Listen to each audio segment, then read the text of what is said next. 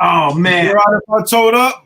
man, fire that up, man. Fire that up. Fire that up. You know I came prepared, brother. Thank you, man. Oh, ye son, thank you, brother.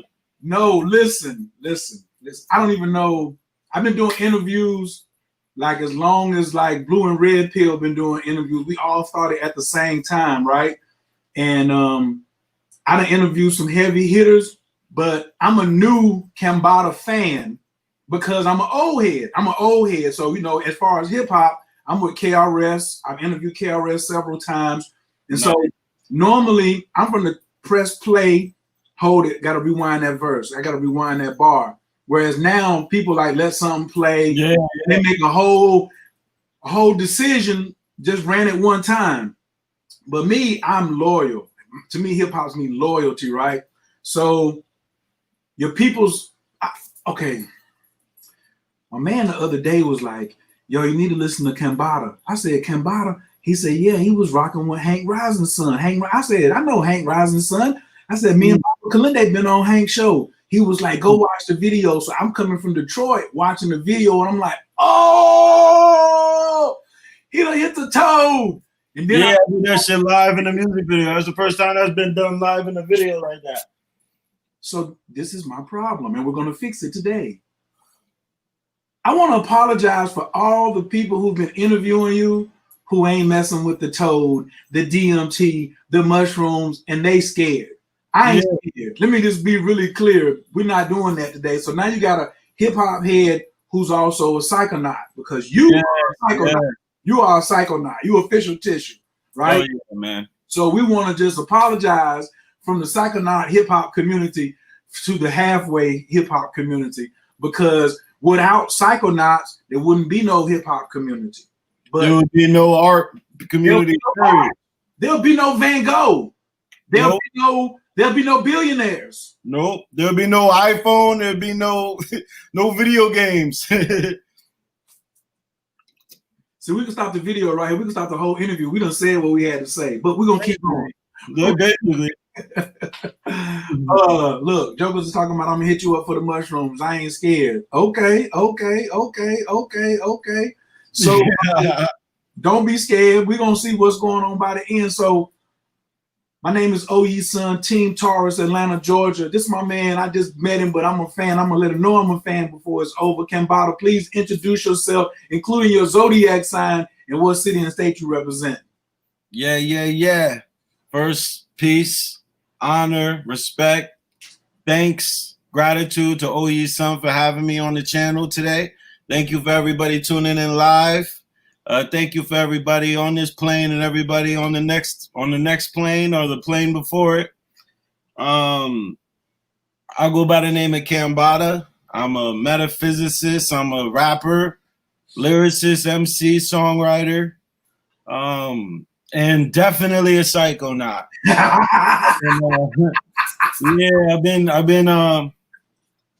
I would say I'm a late bloomer. I started smoking marijuana when I was 23. Okay. After I already kind of fortified my mind. And then after marijuana, it was just like, bam, I was like, oh, this does this. So next thing was, of course, mushrooms, DMT, LSD, peyote, mescaline, Blue Lotus, Hawaiian baby, wood rose, whatever you want to do. I've been to the moon and back. I'm thankful to still have my consciousness. I mean, a lot of people don't understand how serious and real these things are, man. It's not getting high for sure. It's raising your vibration into a vibration that allows you to correspond and communicate with nature in a much higher ability. And even a lot of the people running around here claiming to know about the powers of the mystical magic, a lot of them don't get it. I say maybe a couple out of 100 people will have a real transcendental divine experience. And I'm definitely one of those people who can attest that God and the universal, the higher powers have equipped us with some real super foods, to say the least. Let me ask you a question. We get ready to get 100, you know what I'm saying?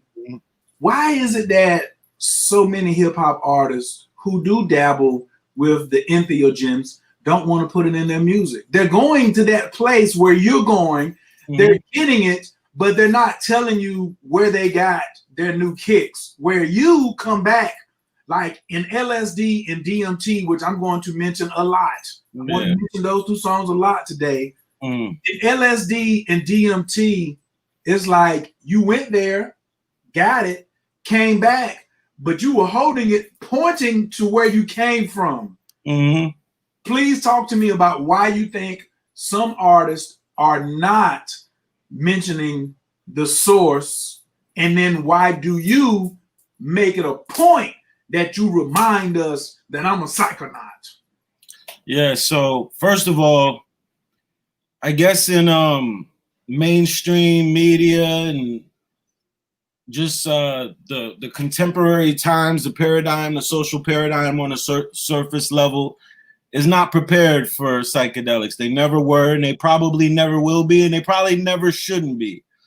So when you say things like acid and shrooms and DMT, especially when it has like some kind of chemical acronym, it sounds like drugs. It sounds no different than crack and heroin and meth. And especially in the Black community, it's really frowned down upon because of the crack epidemic. Like, it's almost like anything that sounds like a drug besides weed, smoking a blunt or something with your boys. Other than that, it sounds like you're a crackpot, as they would say. Like, so it's, number one, it's embarrassing. Number two, a lot of the people that, shout out to Charles Woody, thank you, brother.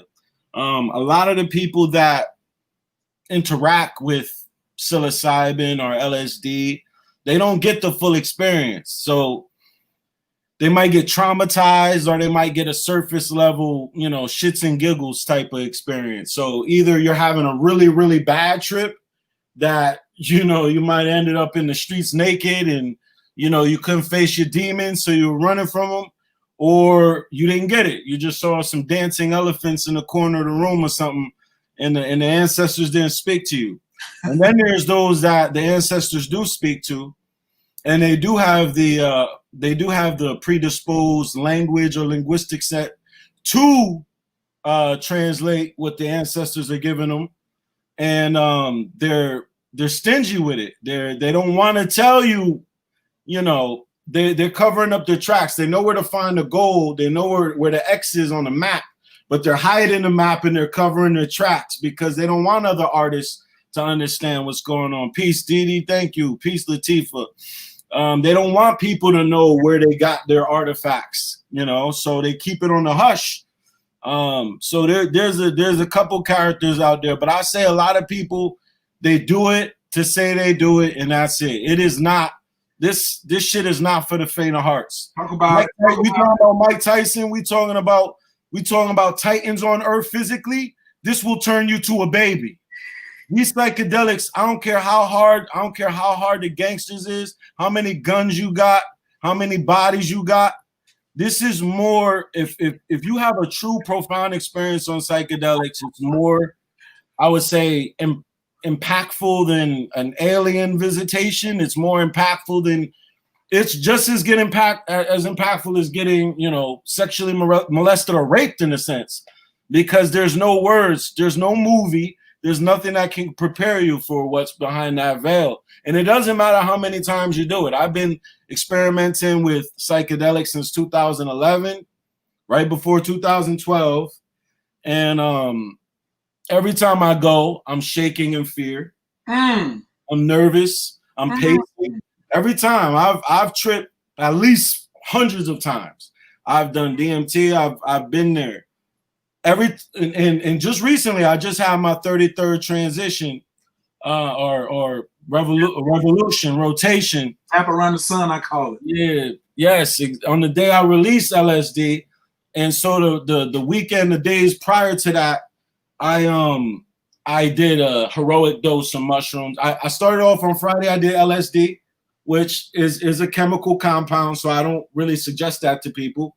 But then on the next day, I did a heroic dose of psilocybin, Golden Teachers. Then the next day, I did a 3-grammer just so I could get the performance. But I lost my mind. It was to the point where I didn't know who I was. I really, really got pulled out of this experience. And I think unless you have those experiences, you're not going to be able to really get into those people who are skittish about it. They don't want to, I just want to, microdosing is cool after you've had an experience and you know what you're doing.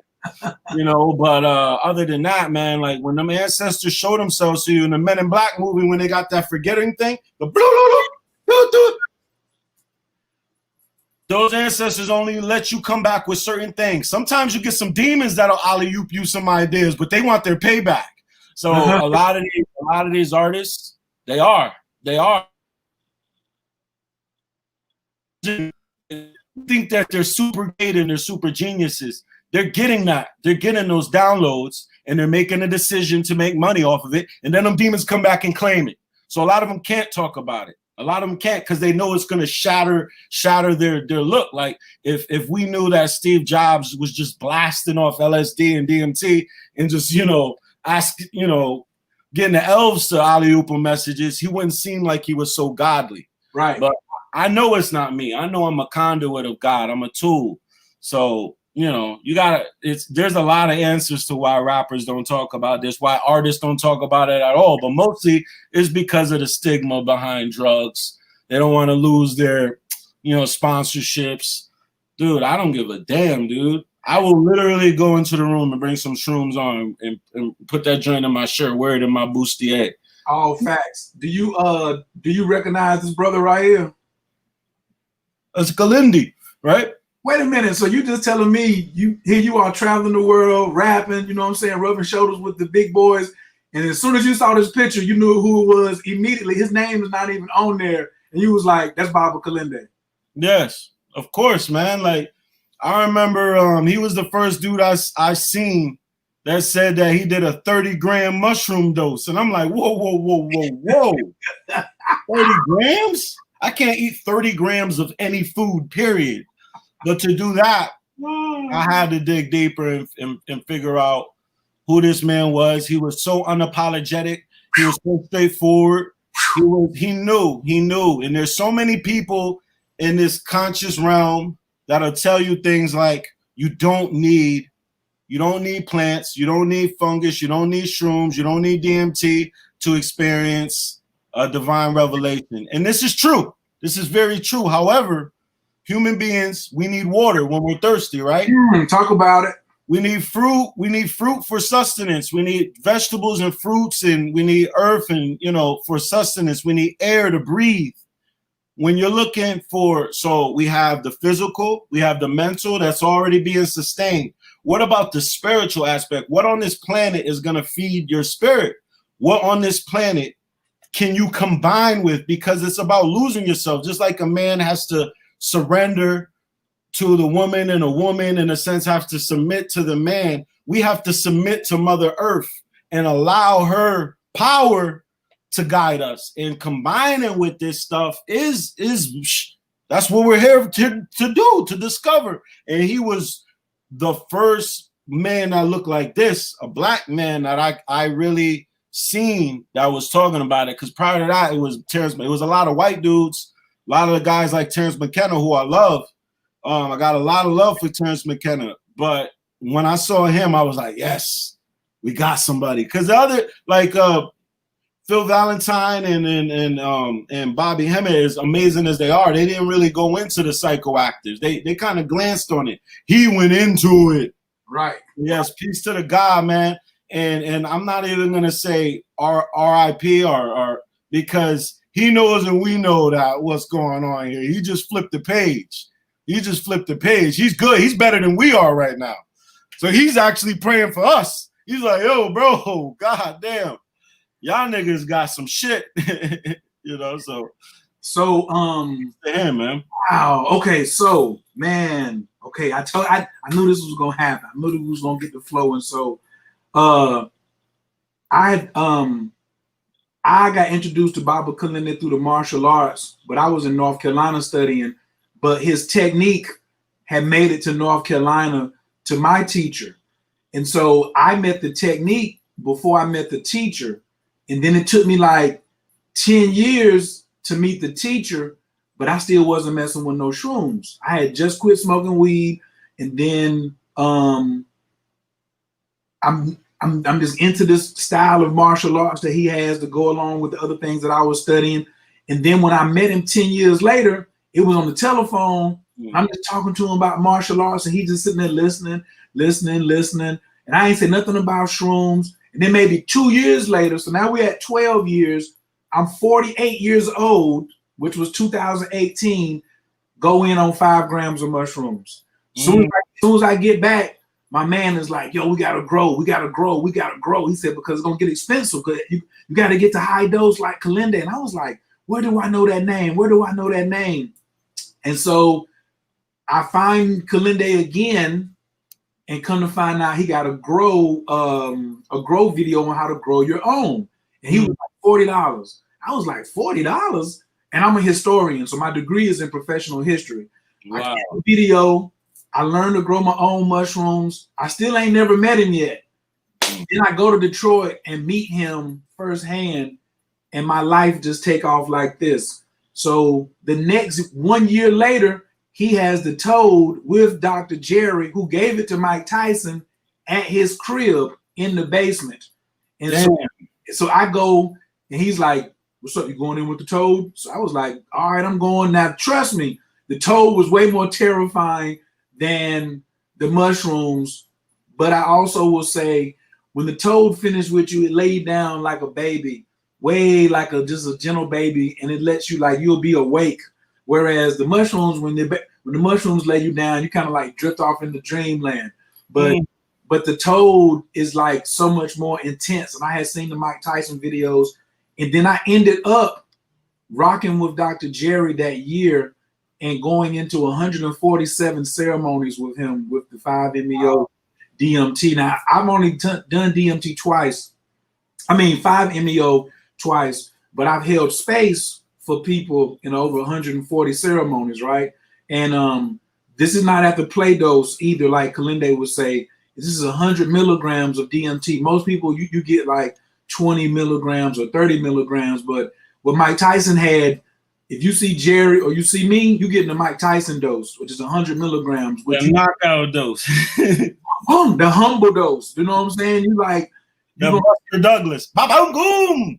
The Buster Douglas. You're right. Not the Mike Tyson, but the Buster Douglas. You're right. And so I think it's really important what you were just saying about set and setting is not something for people just to go out there and play with.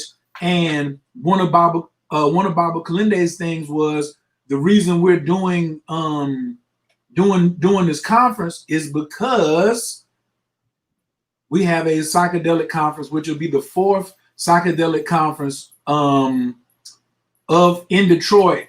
And in January, he was like, we're doing this conference. Then he passed in April, and I was like, yo, I want to help. So that's how we got here.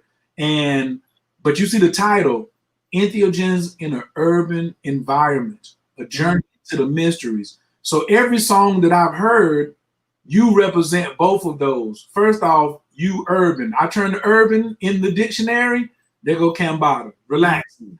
Then I look at Journey into the Mysteries. I can close my eyes and press play, and you're going to take us into these mysteries. And that's why I was like, yo, when my man was telling me about you with Brother Hank, I was like, well, I don't know how to get in contact with him. But Baba Kilindi used to say, leave room for the universe to help. So I did a video with Dakota, and Phoenix seen the video on Dakota's channel and then was like, yo, here's our artist. But I was looking for you 2 weeks ago. Wow, yeah. You 2 weeks ago, and then Phoenix emailed me day before yesterday. I mean, that's how it works, man. Like I said, we just passengers. This is a roller coaster ride that gives us a fake little steering wheel that gives us the, we observe, we make small decisions along the way. Right. Like the fate is sealed, man. Everything happens in divine time, and if you let God, it's like birds and deers. They're born with all the programming they need to hunt and survive. It's like human beings, we get in the way of our natural ability to basically be symbiotic with the nature, with space, with the ether.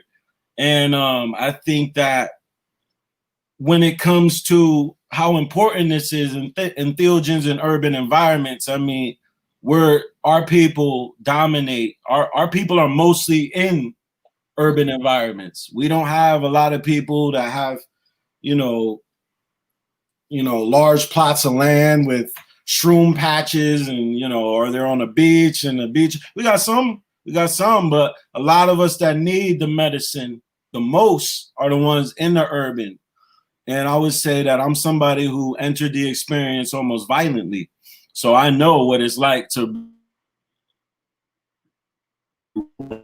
getting up by ambulance, So let's talk about your evolution in the entheogenic space and how you, because when you was on Sway and they was like, yo, somebody said he was the greatest. You are in the now, in the now, like right now, because of really you the greatest, because Baba Kilindi said you ain't no sorcery unless you're talking about entheogens. You're a sorcerer. So the other ones are scared to say they are sorcerers. So for right now, you the greatest. Now, appreciate that. No, you don't have the body of work Jay-Z got. No, that's okay. But Jay-Z has never told me 22 different ways that what LSD stands for. Jay-Z has never told me I shouldn't be afraid of DMT. This is what DMT stands for. Jay-Z has never taken his God MC because he knows the lessons, but he ain't never crossed them over into the mysteries like we are now. Hove gave us, the blueprint to take your hustle money and like stop being broke. We good. But now, like Kilindi said, we got to have a Cambatta who's been there. This is I'm giving you all your flowers today. Thank you. I guess with you too. It's a video. I can't find it right now because it'll take me too much time. So Baba was about grow your own mushrooms. And he was about riding on these white boys or these people with doctorates who were subscribing something and they hadn't taken it themselves. So now here you are saying, yo, I already did LSD. You might need it. I don't think it's for you. Blah, blah, blah, blah, blah. But I would listen to you because you're urban.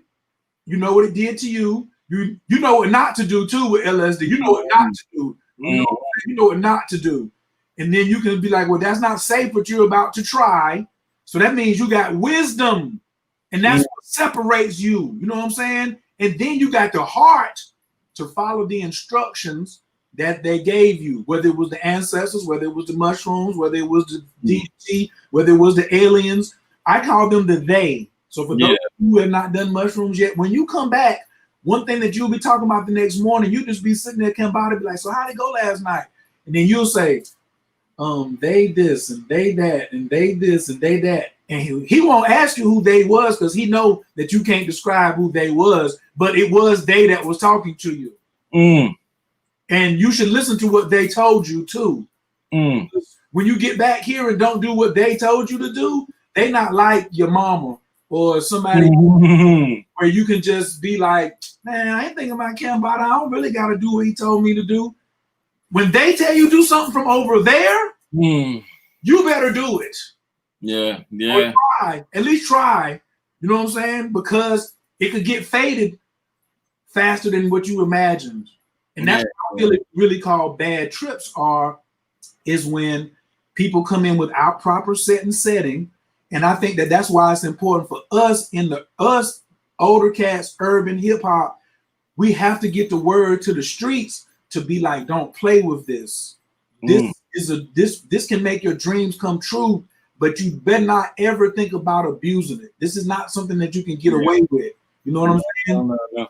So speak on that for a second about setting and how important it is for us knowing what we know to share that versus somebody else who's like, well, clinically the formula says such and such, and then Baba Clinton be like, well, how much have you taken?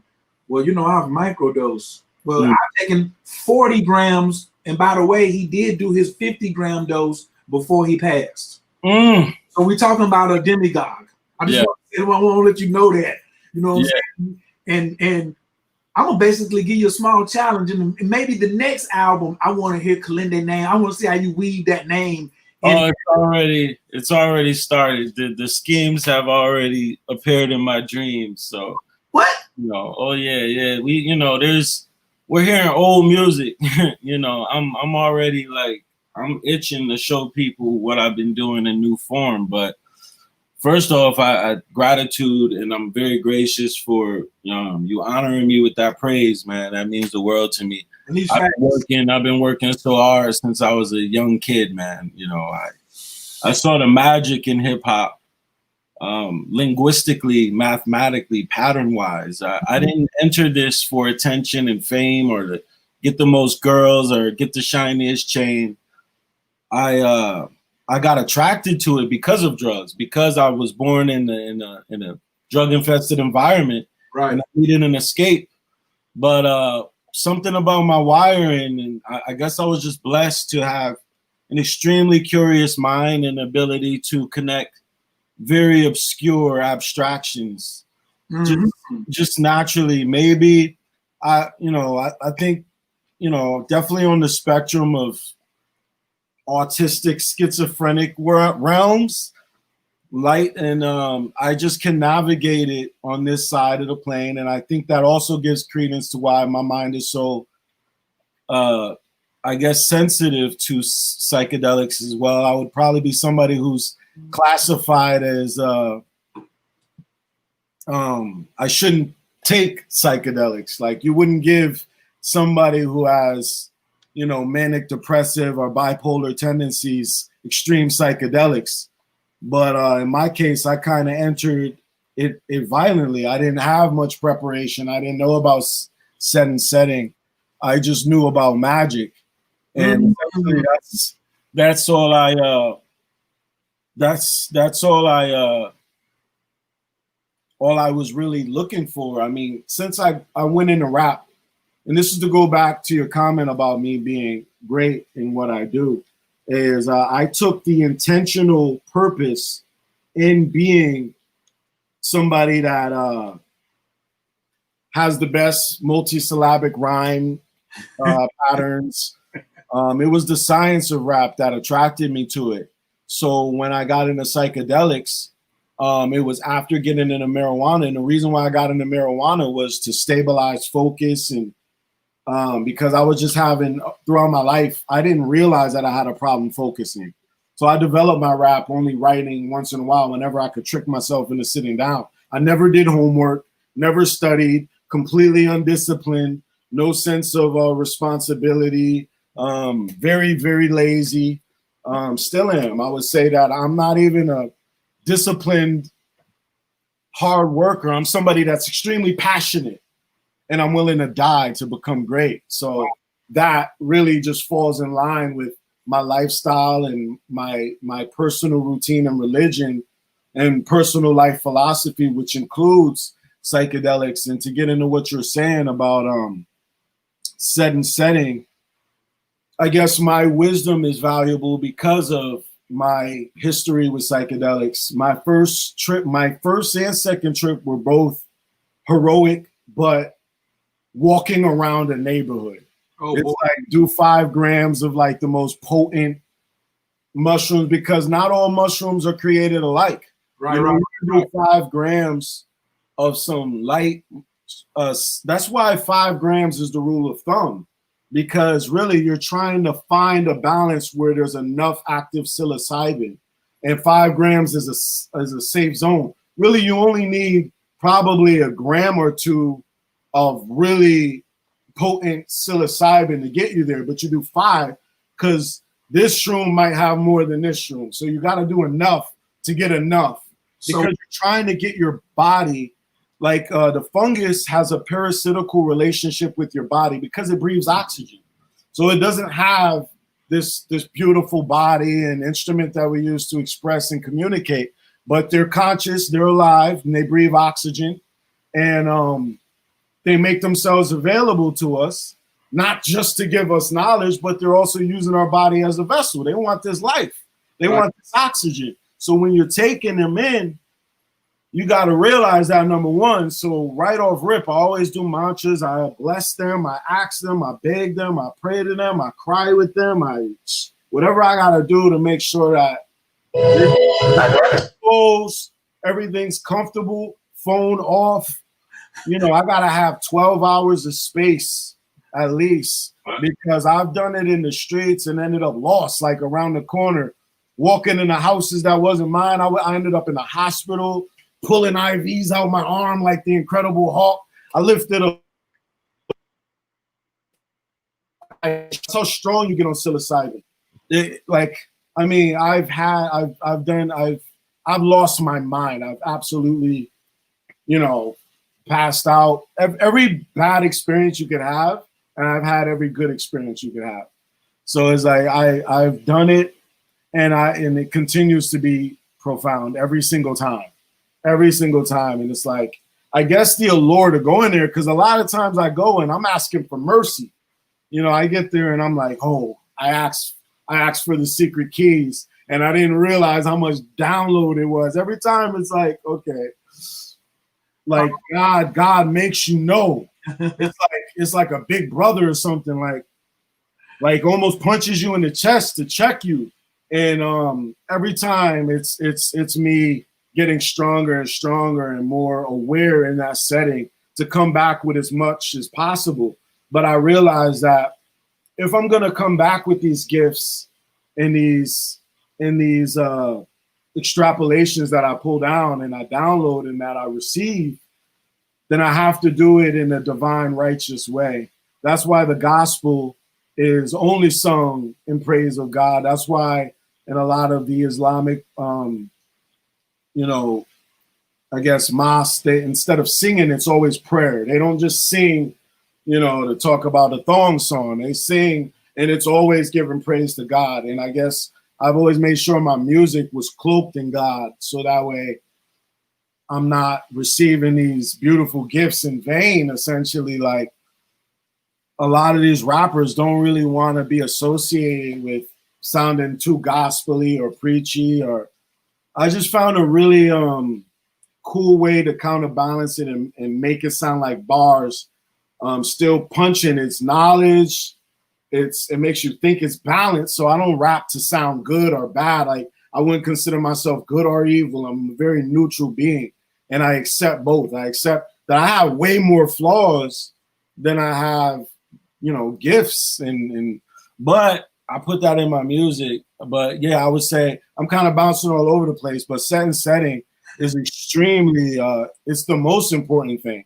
Everywhere that you do it is different. I've done it in Joshua Tree. I've done it in Mount Shasta.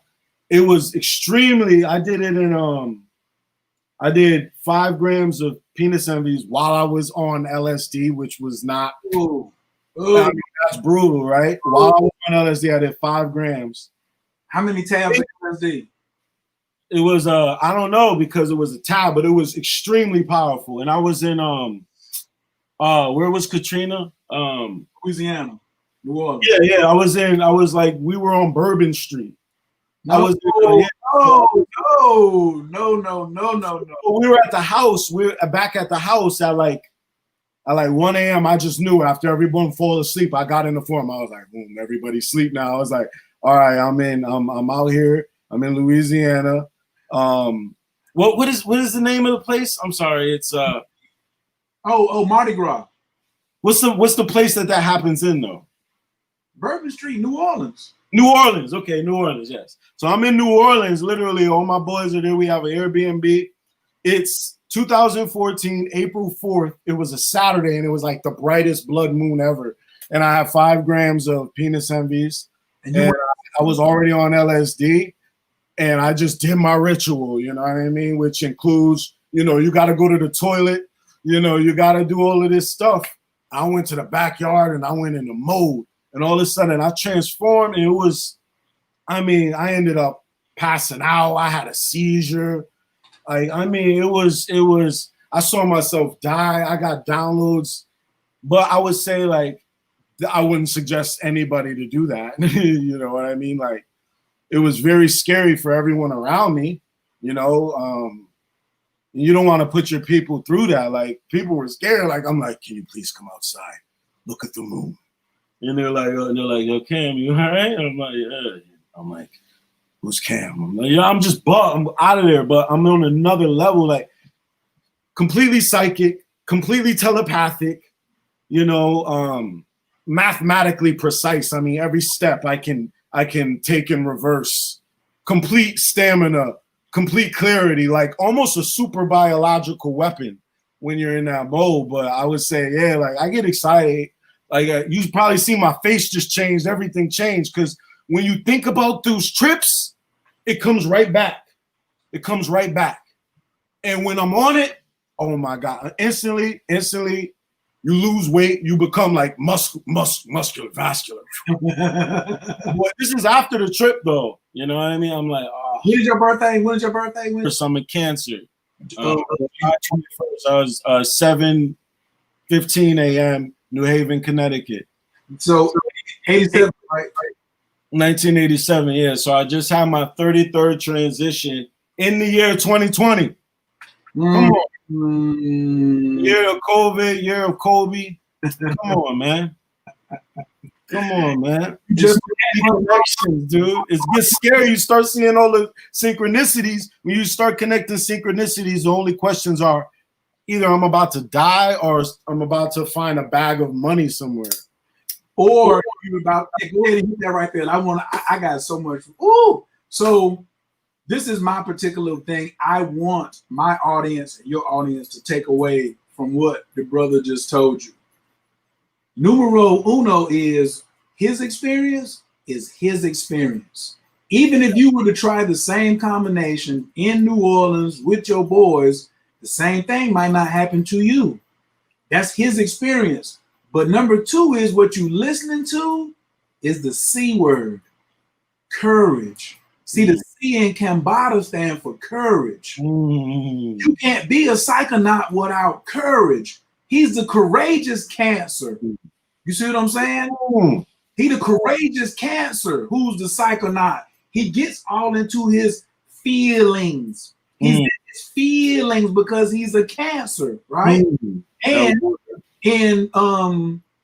he's also a manifesting generator. I done already pull your chart up over here. I'm into human. I do human design as well, and so I wanted to see what your math was looking like. You know what I'm saying? So this is damn. Oh, it's not a game out here, brother. We have so much to talk about. We cannot. I'm just teasing you right now, but I can't really get into it like too heavy. Like it makes sense to me. Like the way you just write rhymes, it would take me a second to come up with a whole joint. But like I look at this like you look at a pen and a pad, and I'm just like, oh, like your willpower and all this other stuff that you got going on. Like right, like this is willpower. So only 20%. Okay, let me just break it down. I got to get a brother something. This is called human design. It combines astrology, the I Ching, and a 9 chakra system. This is what it really looks like this. This is what you really look like. So the Entheogens, I've been a professional astrologist since 2008, and then I've been messing with astrology since 2002. So the toad, the LSD, the 15 grams of mushrooms has all expanded what I know by moving through, what I'm the most familiar with. Like I tell my story through birthdays where you tell yours through the pen. You feel what I'm saying? So in the center, only instead of 7 chakras, we now have 9 chakras. We're using old information because the body is always evolving. We was at a time when the human body only had 3 chakras. Now we have 9.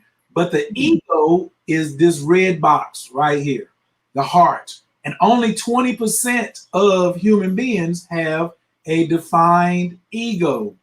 So what I learned, or what they told me on several trips is, it's not the ego that needs to die. It's the mind.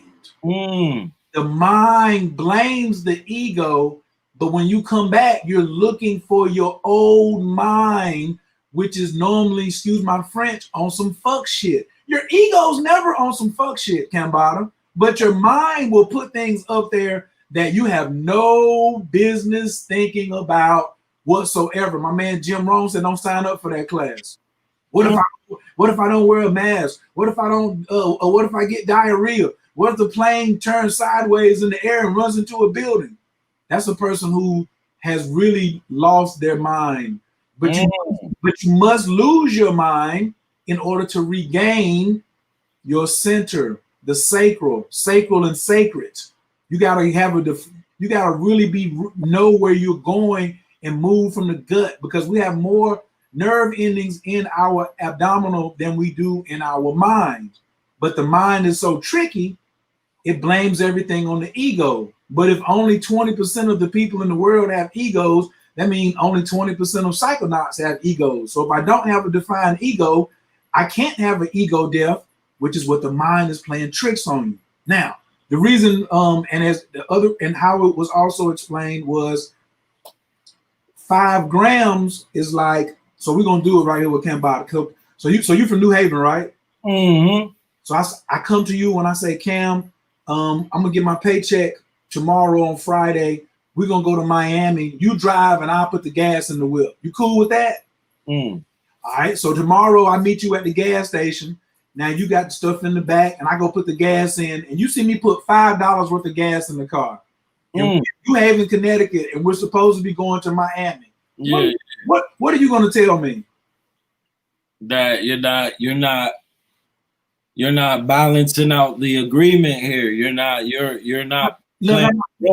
Now give me the street version. You're gonna say, nigga, we're not going anywhere. Yeah. Bruh, nigga, God body, whatever, we're not getting to Miami. That was only $5. Okay. You're gonna need more gas in the tank. So only putting $5 in the gas tank is the equivalent to microdosing. You can get around town. He may show me around New Haven. Yeah. Look over there. Look over there. Look over there. Well, can we cross the bridge into New York? Because you only put $5 worth of gas in here. But if you fill the tank up, now we're gonna leave on the way to Miami. Yes. We have to stop in DC and get some more gas, and then we may stop again in North Carolina, and then we're probably gonna stop again in Georgia. But you got to fill the tank up to get somewhere, and there's a threshold because you were born with DMT in your body. But when you're not on any type of entheogens, and the root word of entheogen is theos, which means God. You're going to see God on an entheogenic experience, right? And so if you don't put enough gas in, then you won't break through the normal level that they're reinforcing every day. CNN is on, CNN, Fox, Donald Trump, all this stuff is only here to reinforce this damn glass ceiling so you won't break through. As soon as you go 5 grams, 7 grams, 9 grams, LSD, DMT, toad, then you'll break through that. But if you don't have enough gas, then you're going to be doing it the long way. So it's not a shortcut, because God made it all. God gave us meditation and God gave us medicine. But Baba Kilindi used to always say the mushrooms are technology. They're technology, because you can just take that and go straight in. And so like when I hear you, I don't know what you're on. I'm just like, yo, I mean, like, did you do the video too? Or did you give the video dude 3.5 grams? Or I'm just like, yo, he captured it perfectly, but you have to put enough gas in the car to get outside of this containment, this 3-dimensional illusionary containment that we're in. So microdosing will get you, you know, you can smooth around, and there's their microdosing in Silicon Valley and things. I microdose. I got some nice, I'm mixing a Tamarian blue with cordyceps and lion's mane. Got that combination from my man Tellus down here in Atlanta. Nice. I mean, gets me crisp. Ooh. And I'm doing that like, oh man, brother, I got formulas for you. But formula, baby. But it won't take you, those microdoses won't take me to the place of what we call Disneyland, where you're going to be in there for 6 hours. Yeah. You might get you a nice little hour and a half ride, something like that. But then you ain't going to really, also, you're not going to the rooftop. You got to have gas to go to the rooftop. Yeah, yeah, like in Willy Wonka. Oh, there's only one button, Charlie. Press it. It's all yours. And they go through. And he's like, Wonka, if we go, the roof is made of glass. We'll be cut to ribbons. And he's like, we gotta generate enough force to get through. And then they bust through, and he's like, it's all yours, Charlie. The factory, the chocolate, it's yours. And yes, bring your family, Charlie. But yeah, you can't be shy with this. I mean, one of the confusing things that I have about life is our desperate, and like we have this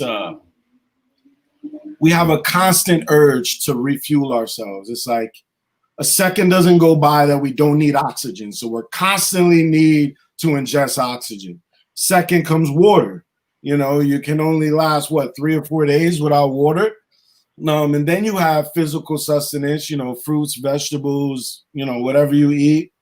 And you can go, you know, there's people that have fasted. There's breatharians that have gone 2 years without eating. So you can really, you know, I guess, discipline yourself to get to a long time without food.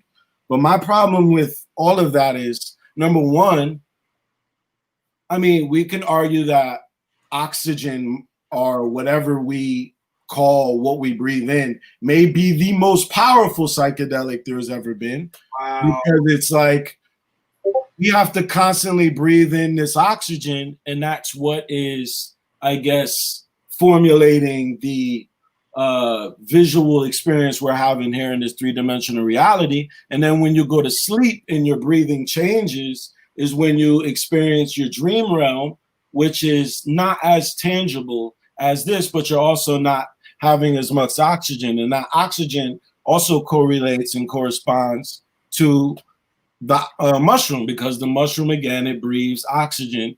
It's a fungus, and it uses our body as a host for more oxygen. And in exchange, your brain, your neurons actually can connect with their network, which the mycelium network is much older and much more vast and collected than the human is. And then that's why you can see plants breathing. That's why you're downloading. You can hug a tree and get its geometric formation in your mind, and you know his name. And you can go into a bundle of bamboo in the winds, and you can hear them talking. And then you can look at a tree and see the branches moving, and then realize there's no wind. And then realize that we think that that's wind, but that's them communicating. And then you're like, wait, that breeze. Is that the trees, or is that wind? And I'm like, oh. But yeah, no. You're not gonna get that if you're shy. And it comes back to courage. Here's how I break it down. This is the one piece of advice I give people. I say, in order for you to have a full experience on whether it be mushrooms or DMT, specifically those two, LSD to me is like it's more of a cognitive enhancer in a sense. But I would say mushrooms, peyote, mescaline, and DMT, which all are very connected to DMT, 1 or 2 molecules away. In order for you to get a full experience, you have to voluntarily drown. It's imagine going into water and breathing in calmly and allowing yourself to drown. And once you can do that on any experience, whether it be weed, meditation, and you can completely submit and surrender as if you were willingly dying, that's when you can really connect, because it is, your body is going to naturally be tense when you go into this experience. No matter how experienced the shaman is, they know that every time it's an exercise, and the most skilled are the ones who can go into it and be completely free. That's why shaman looks like she-man, right? A lot of the especially in the South American shamanistic, I guess, cults, occultist mystics, they would shift between male and female. So their body was just a clear containment system, and it wasn't a sexual thing. It was because they knew that in order for them to be a complete shaman, they had to embody both the physical. They had to be able to, I guess, be possessed or contain or embody both the physical and male spirit freely. And I mean, it's you gotta go deep. You gotta go deep, and you have to be completely free to die. You have to willingly die in order. You just gotta trust that your body is gonna hold on. Teacher, I got a question. Teacher in the front row. Me. Can I ask my question, teacher? Of course, brother. Man, boy, the ancestors up in here right now. That's it, man. We're the ancestors' wildest dreams. Everybody in the chat room, type that right now. I am my ancestors' wildest dreams. Cambatta's great grandmother, they had no idea he was gonna come on here and flip it today. And my great grandmother, if she was watching this, she'll be like, I never dreamed. And I would look at her and be like, Grandma, because I'm your wildest dream. Not your most timid dream, Grandma. I'm your wildest dream. So I just want to bring everybody around 1 second. Y'all just heard the brother give a whole dissertation about how not to participate with entheogens. He told some of you his terrible experiences. Some of you were looking for evidence of why I'll never do that. And look what happened to Cambatta. And then he paused for a second, hit the L. He passed the mic back to me. And then I passed it back to him. And he sounded like 1, 2, 3, 4 PhD professors. So I'm about to ask him now, because he must. He just broke down the oxygen, the water, the stars, your spinal column, the Chinese medicine. He just went through the meridians. So, Cambatta, what year did you graduate with your PhD, to get all this knowledge? Because you must have been to the white man's university, because first off, you said that you did it wrong, but now you over here giving me scholarship. I didn't even want to interrupt. I was sick. I was just like, that point. So what college did you come through? Because this wisdom that you're spitting right now, like, I don't even see your degree behind you. Most people put their degree behind you. So, like, what PhD? Like, when did you get your PhD, brother? Because you have to have a PhD to be given. Because you ain't even looking at no book. You coming off the dome. What's happening? Yeah, I would say it all corresponds to what you're saying. PhD, college. Well, essentially, PhD is what, 8 years, right? Which I would, there's a book called The Outlier, and that says there's 10,000 hours that are needed to have mastery in a particular skill set. Yes. Obviously, the PhD is beyond the master. I spent, one of the vital keys is that once I got into psychedelics, I quit my job. And then I ceased to be materialistic, stopped. Anything that I didn't need, I didn't get. Like, I just trust, I guess I've been lucky to have people around me that love me enough and believe in my dreams with me to help support me. But I immediately got rid of working. And I just started studying and then more experiencing. Like, I study to equip myself with the conceptions of the word, but then I just use those as a moral compass so I can use them to measure nature upon my own observation. Because every book was written by somebody, essentially. So I'm like, instead of getting somebody else's interpretation, like, I started off listening to Bobby Hemmett and Phil Valentine, Terrence McKenna, Alan Watts. So of course we're speaking the English language, and white people have been writing and speaking English longer than we have. So it's very hard to run into high-level linguistics without studying the greatest writers of all time, using this particular modern language that is the modern language necessary to describe technology. And it also completely etymologically corresponds with the stars and the cosmos. So it is a compilation, just like we're a melting pot. This language is a compilation. So I would say the biggest tool I've used is my direct ability to extrapolate knowledge from the word directly and nature. So once you have that, and then also I think there's some spiritual things going on. My father died. I believe that he might have been the last of his genetic code besides me. And when you have the fate of an entire genetic line in your hands, I think the ancestors kind of dump everything on you. And also when you have a parent that dies and they don't have any other kids, or he was also adopted at birth, I don't know if anybody else is evoking them or summoning them. A lot of these gods we evoke are being evoked by millions of people at the same time. But your direct family members that die are the ancestors you should evoke first, because they're going to be right there. And even if you don't believe it in, I guess, a pseudo sense of a ghost hovering over your shoulder, look at it like a name. A name is an encoding. So when you say Cam, I respond. So if I say my grandma's name, her genetics are embedded in me, and there's something inside me that responds to my grandma's name. I speak to that feeling, that recollection of her, and I know how she will respond. I know her voice. So I have more of a physical, mental feeling conception of this particular ancestor. So when you have a direct relative that dies, you can summon them clearer than you can an image of Ra or Osiris that has been anthropomorphized, and it's not as clear. So I definitely practice summoning direct relatives, especially my father. I make him known that, like, look, bro, you weren't here for my life. Whatever you get over there, bring it to me now.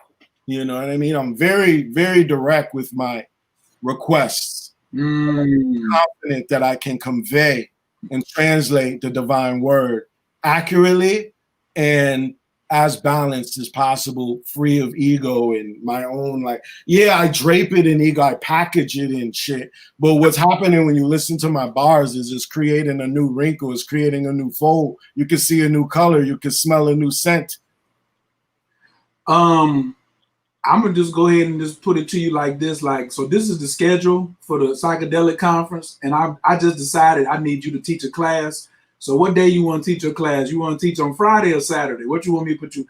Come on, I'm putting you on here. You gotta come teach a class, man. Man, you gotta teach like the who's who is gonna be here. Like, you giving it to them right now, but I need to put you on the schedule right here. What's up? I mean, what we gotta do to make this happen? I'm trying to put some pressure on you. Let's definitely talk. Let's make this happen.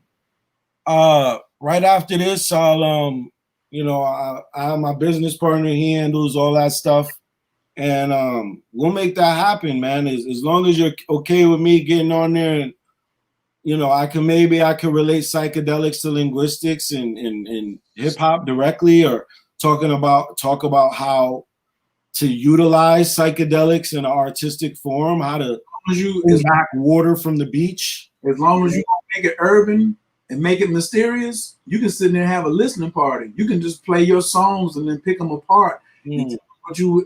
Like for me, okay, so I'm speaking and I have not submitted what my topic is. So here you come. Your nickname is Problem, because now you're gonna give me a problem. I switched my title 3 times since me and you've been on here. I'm like, well, I could just do Baba Kilindi, pull this apart, speak on that for 20 minutes, then do Cambatta on the DMT, the LSD, and then do that. But then I ain't gonna have but 5 minutes for Q&A. But wait a minute, I was supposed to be talking about blah blah blah blah blah. So I like what I call these are high level challenges. You know what I'm saying? It's just I'm tired of low level challenges. I've had enough low level challenges. Is it gonna be bologna and bread, or is it gonna be bread and bologna? I've already conquered that. So now it's just like, yo, and I talked to your manager. He was like, you got something to do, but I want people to know that I'm announcing it now. The KI Network is going to take psychedelic conferences on the road. So we would love to partner with you moving forward when amazing, we do something in Atlanta, when we do something in North Carolina. We also want to do something in the spots that's not getting that kind of love. So let's do something in Mississippi. Let's do something in El Paso, Texas. Let's do something in New Mexico. Let's do something, you know, somebody's always doing something in LA. Somebody's always doing something in New York. But let's hit some of the other spots along with them, because it's left in our hands now. Yes. You know, like ancestors like these, like Baba Kilindi's and Delbert Blair, and a lot of martial arts masters passed this year. One thing that the message came, because we had a whole team like working like on Baba Kilindi to like try to get his health back before he transitioned. One of the messages he gave back to the sisters is Baba Kilindi is our ancestors. The way that they fight is now antiquated. It's like it doesn't work anymore. It's like you going to war with a bayonet. Like that don't work no more. So, and there's a huge amount of our people who have been slain with courage, but didn't have any science of the arts. That range from like 8 to 25. We have a whole army of warriors who have no training, and then we have a whole army of ancestors whose training has now become antiquated. Baba Kilindi taught special forces, CIA agents, Navy SEALs. He was banned, let's be clear, the Tamarian Institute of Martial Sciences only went to the first UFC and have been banned ever since. They cannot participate. They are that vicious, okay? So that the message came back that he's taking that training, and now he is the Osiris that's training that army of ancestors, an army of slain family members that we've lost. Because now because real talk, I might could call an ancestor who just passed, or I always say call the ancestor who fed you. If I put feet up under your table, I definitely should be giving you food and calling upon you, because we have a direct correlation. But if I call that ancestor and that ancestor don't know how to fight and they ain't got no martial component, their skills are going to be limited. Even if it's my grandmother and she loves me, but she really didn't believe in sorcery like I believe in sorcery. Like, nigga, I candles and bong, bong, bong on you. You know,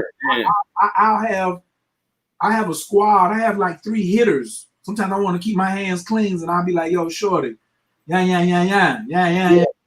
Next thing you know, it ain't nice. So, but if we need to be calling on trained ancestors. We do. There was a period where I was very upset with Baba for leaving. I was very confused like that day. But then he was just like, yo, relax, because I already told you we close our eyes on one side and open our eyes on the other side of the room. You know, I'm still here, but I still got to go over here. And now, who would be better to train this army? Me. I got it. I already trained and left, you know, the right people in the right places here in this 3-dimensional holograph. Now I'm moving over to dimension 4, 5, 6, 7, 8, 9, 10.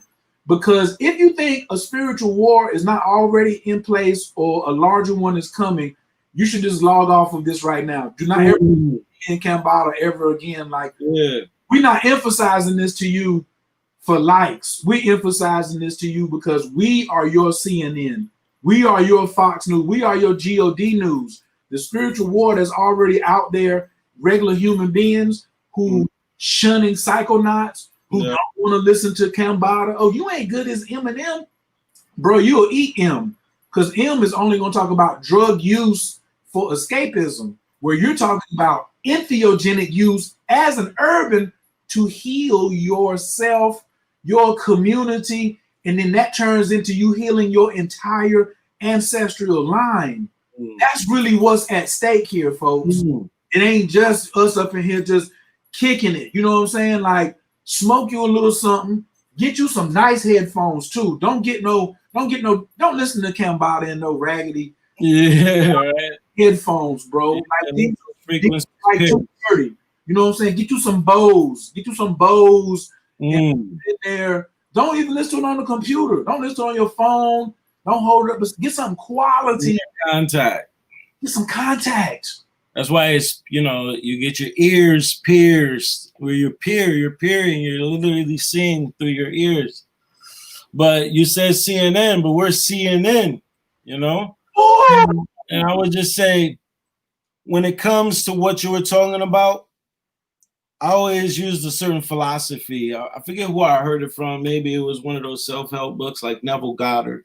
And they were like, on the path to, there's like a 3-step trinity. It's mastery, excellence, greatness. Oh.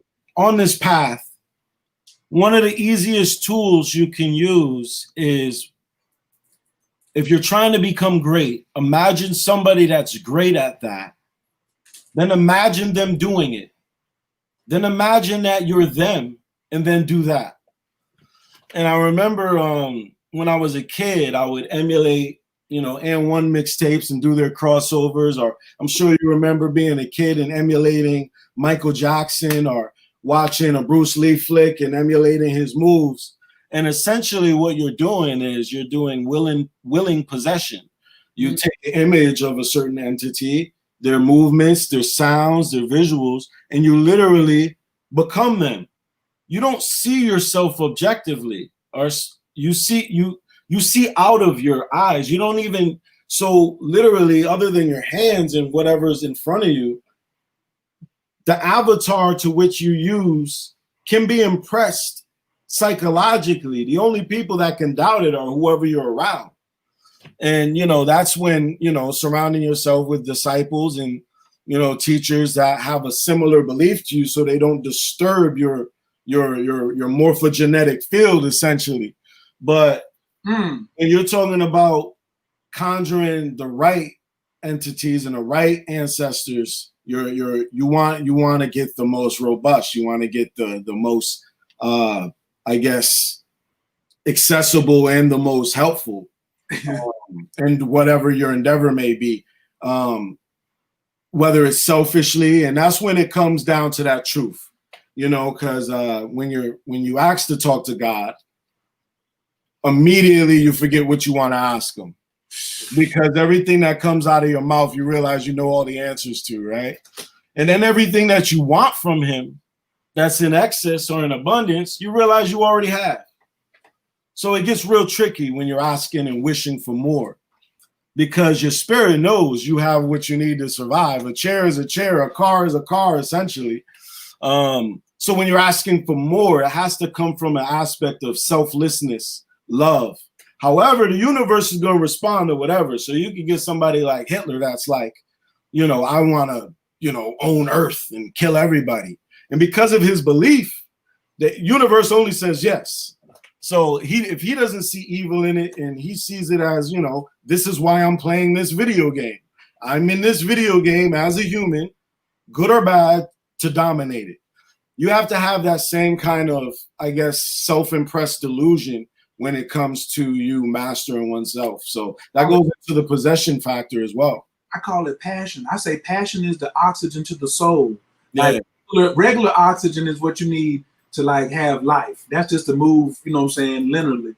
But you must have passion for the soul. You can be living and your soul be dead. When you have no passion, then you are soulless. The people who got the biggest soul music are full of passion.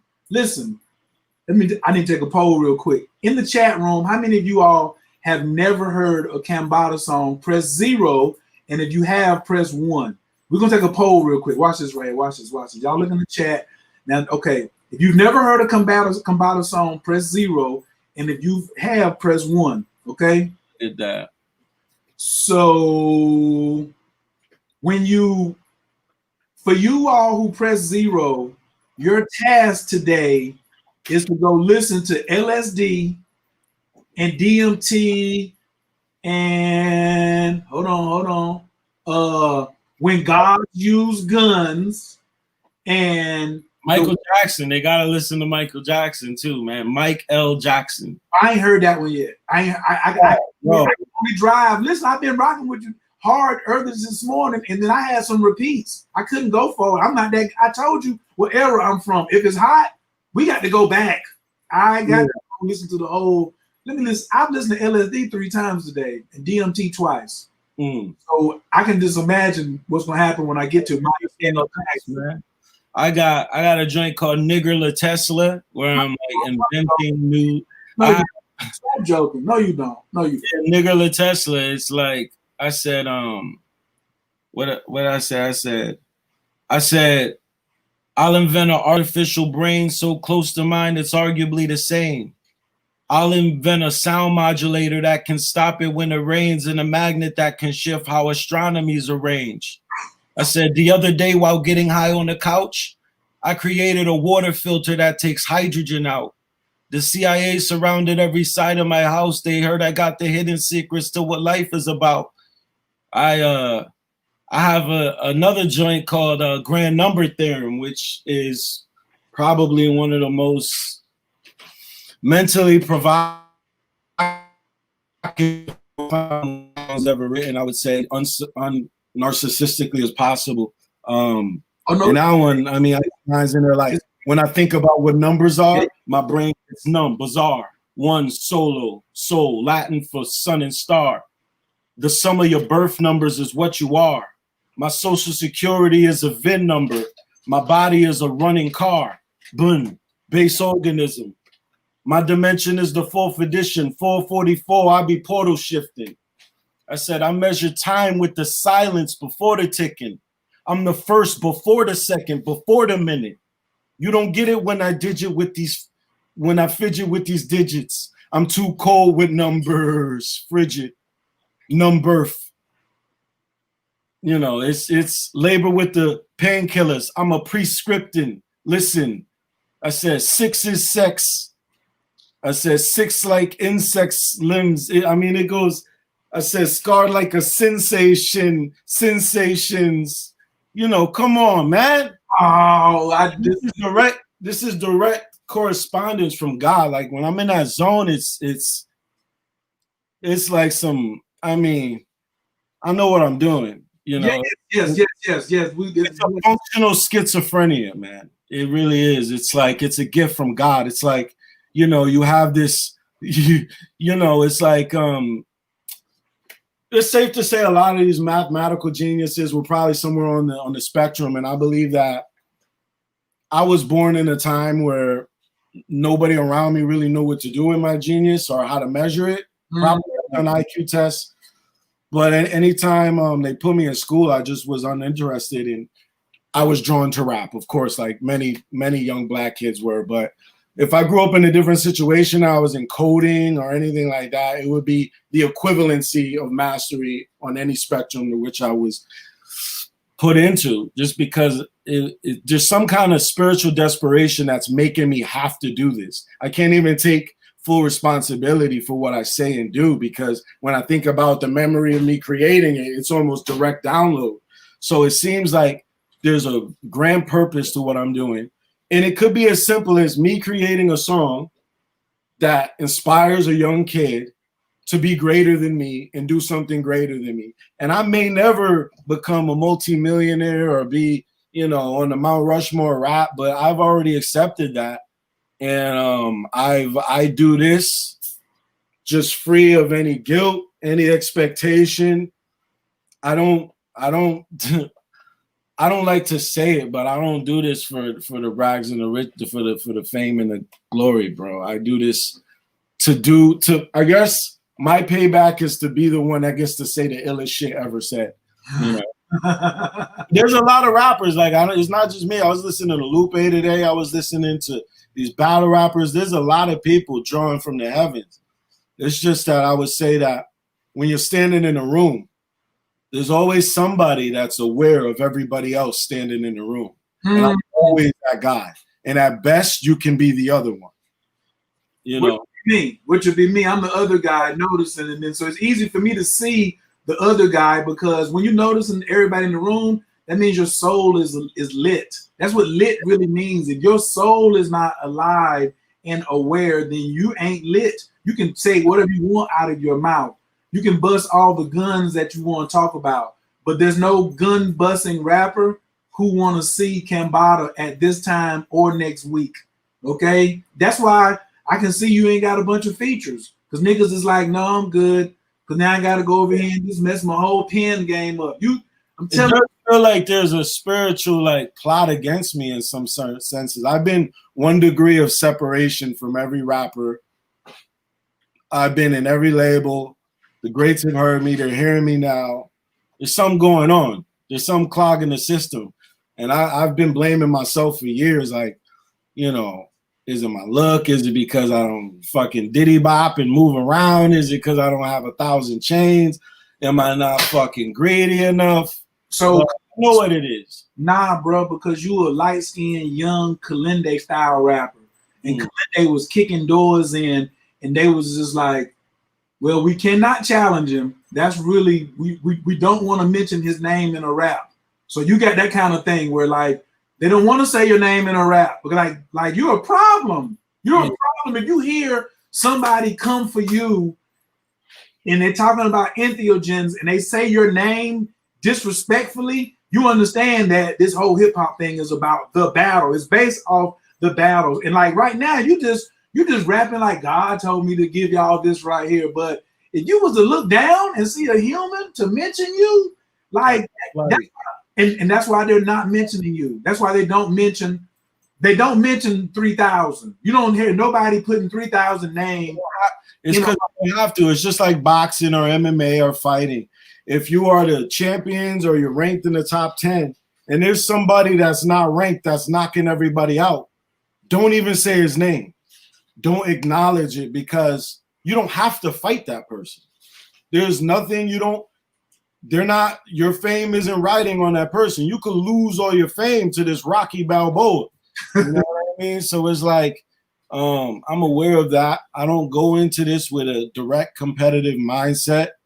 I go in as clear as water, like Bruce Lee. But I would say that they're like, I guess the only thing keeping me from doing battle rap is like, I guess the purpose of me doing this is for the music. Nobody's gonna show up. Nobody wants to see you. Listen. When you do a battle rap, I'm just telling you because I'm a connoisseur. So as a hip hop connoisseur, I understand all the flavors. The only way you can battle rap is you have to study the person you're about to battle.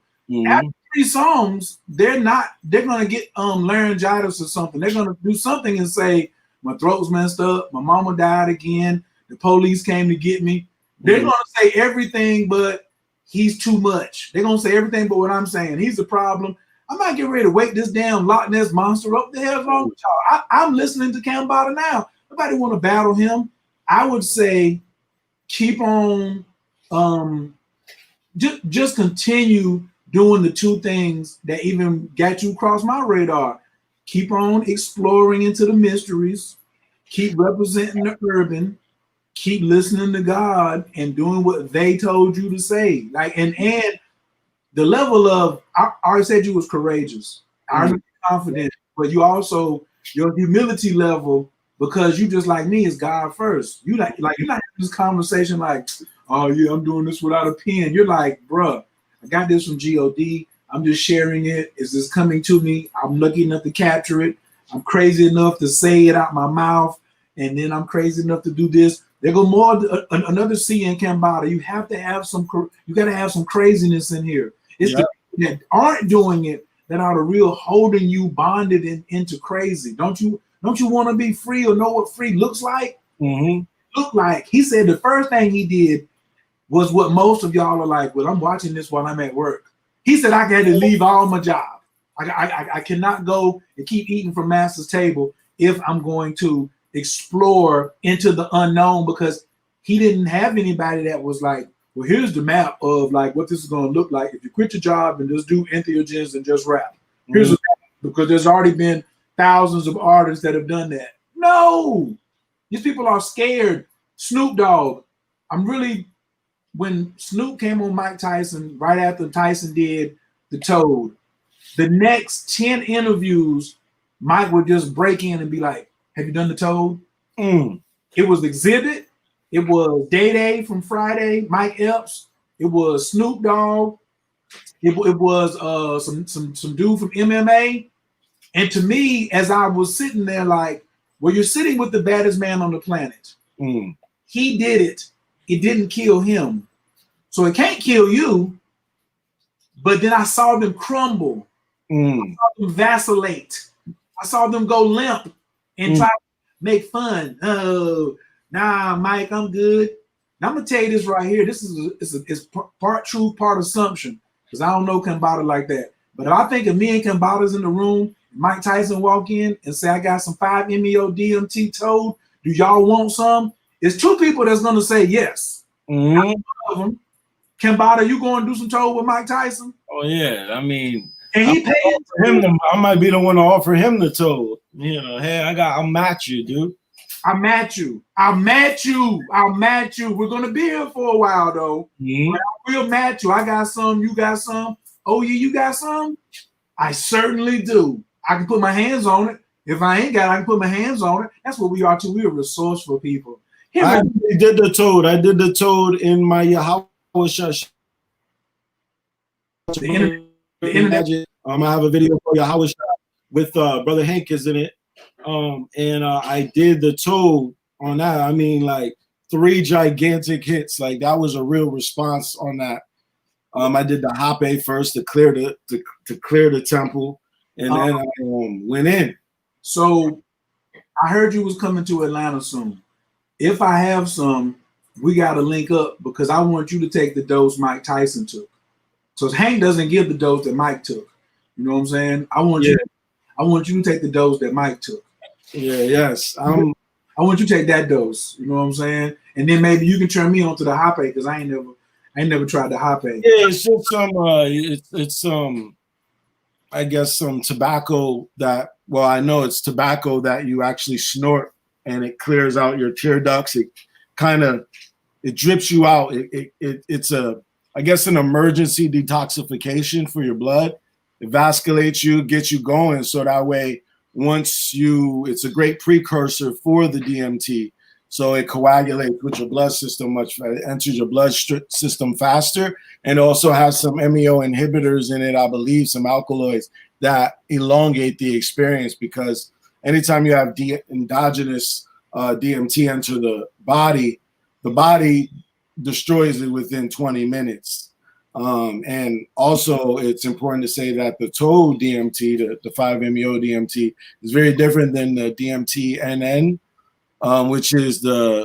which was derived from, I believe, the samosa and I forgot the other root, but my first experiences were with the other kind of DMT that you smoke, and that one I've noticed is more visual. It's more like I would say like shockingly visual at first, where the toad is more apparent. It's more apparently that it's healing first before it kind of gives you the shock show. The other form of DMT doesn't leave you with the same, I guess, shock and awe. Yeah, like my experience with the toad is that it's a blood cleanser. It also recalibrates your central nervous system. I noticed that something happens to my red blood cells. I see it psychically in my mind. You can see the happenings of the inner body on it. And it hyper ventilates them in a sense. So you see your hands, you feel your veins, everything gets more swollen, and you have to breathe. And every time you breathe, it gets more intense, almost like some kind of, and yeah, the toad is definitely, you feel healed. Like you don't want to eat after that for a while. It's very good to take before a big fast. I love to take huge mushroom doses before a fast. It makes it very easy. Like you don't want to see cooked food. You don't want to see nothing. You just want to drink water because you realize that all food is grounding, is going to take away from your trip. So it's like, oh, okay, like, yeah. But toad is great. I mean, I'm a psycho now, dude. Like I've already died, so it's like I'm in a bonus round of the video game. I'm just fun, man. The bonus round. We in the bonus round. That's where we at now. We're definitely in the bonus. You know we're in the bonus round. You could tell the ancestors been left. We're the extras. You know what I mean? We're the motherfuckers. Like they've been left. They left the pyramids as a, you know, there's symbolism that has the hieroglyphs on it. Obviously, that can be translated throughout time. Just compare them to the nature, like, you know, and they figured this shit out. Somebody figured this shit out. And essentially, you have to be willing to get rid of this experience. And if you have guilt, you hold on to it. You want to get back, like, oh shit, I need to get rid. Anything like that, like you're not going to experience something greater. And it's all happening at the same time. It's literally a dimensional shift. What I was getting ready to say.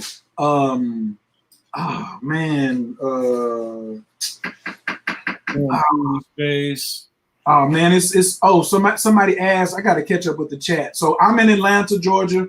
I don't know when Cambatta's gonna be down here, but like that's gonna happen. I don't know. We might do. That's gonna be crazy. Me and him can't be in the same space no more than 2 hours now because the Fed's gonna be helicopters flying over the top.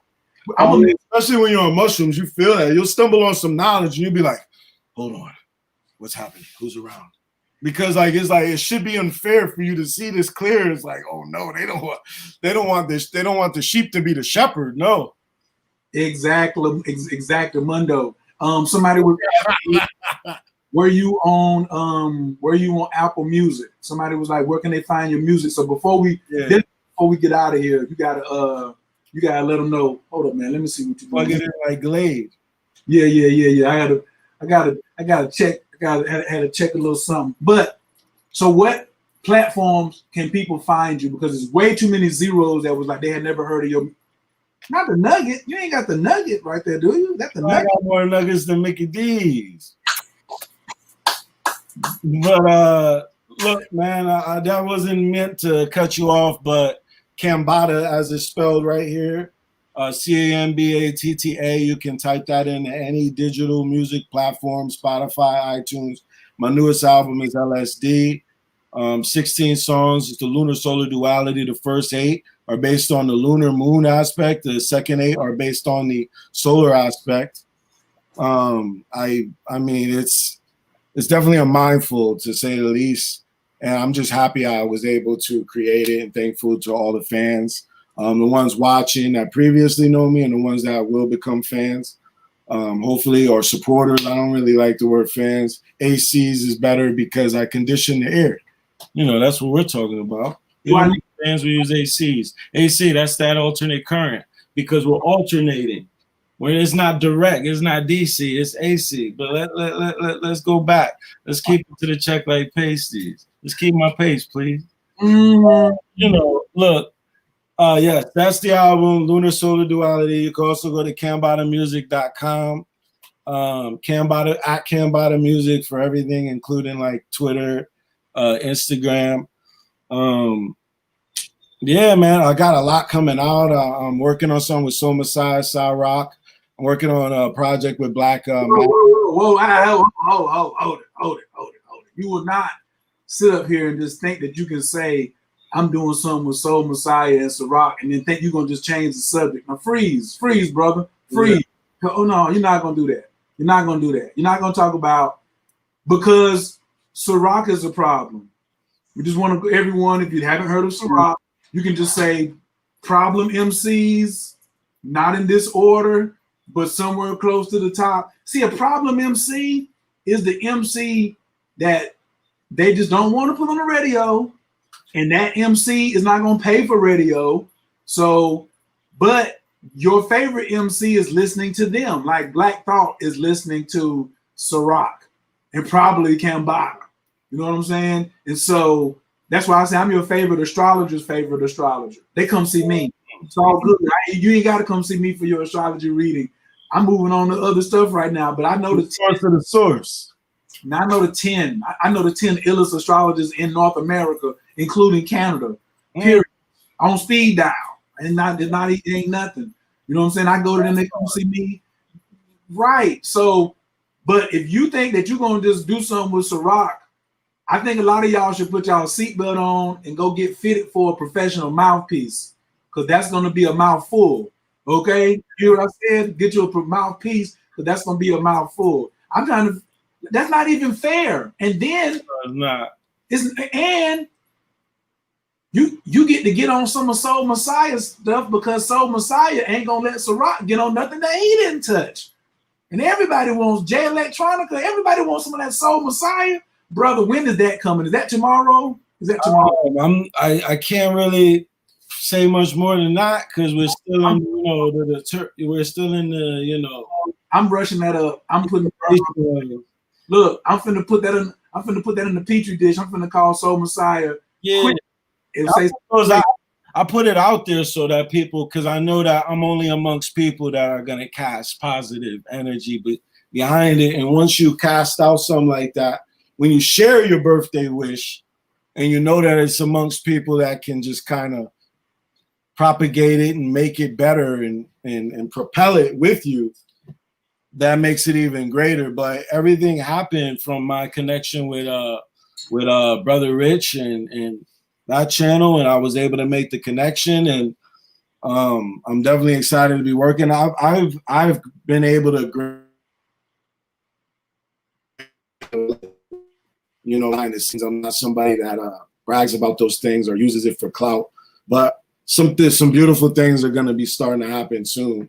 When you speak, and you speak direct, and you speak truth, it won't be ignored for so long. You don't need to do anything fancy. I'm going to be proof of that I don't have to do anything but create greatness for it to be acknowledged at some level. But yeah, like Ciroc is, like I said, there's not just one X-Men. There's a whole bunch of them. They're popping out. And once you call out Ram's horn, blue, blue, they come out the woods. They got bow and arrows. They got sword. Shoo, shoo, shoo. And she's unbelievable.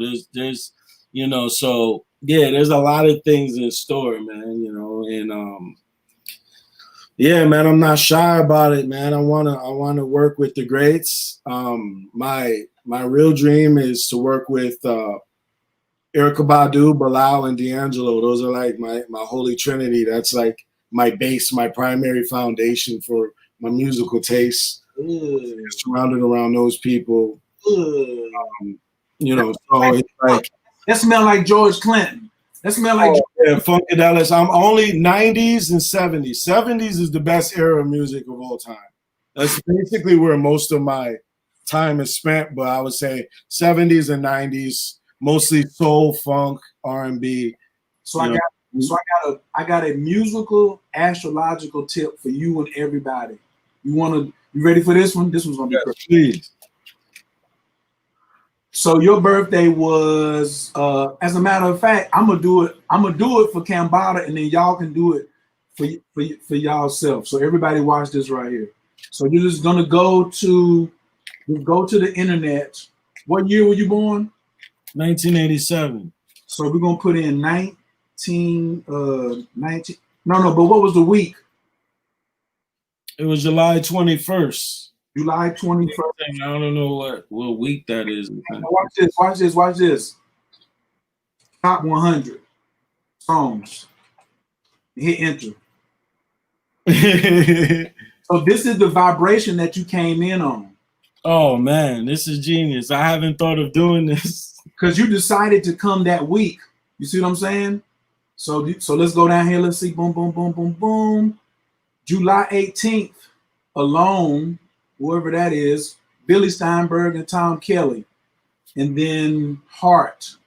So what you want to do is go look up, because somewhere you can find, they have it like, by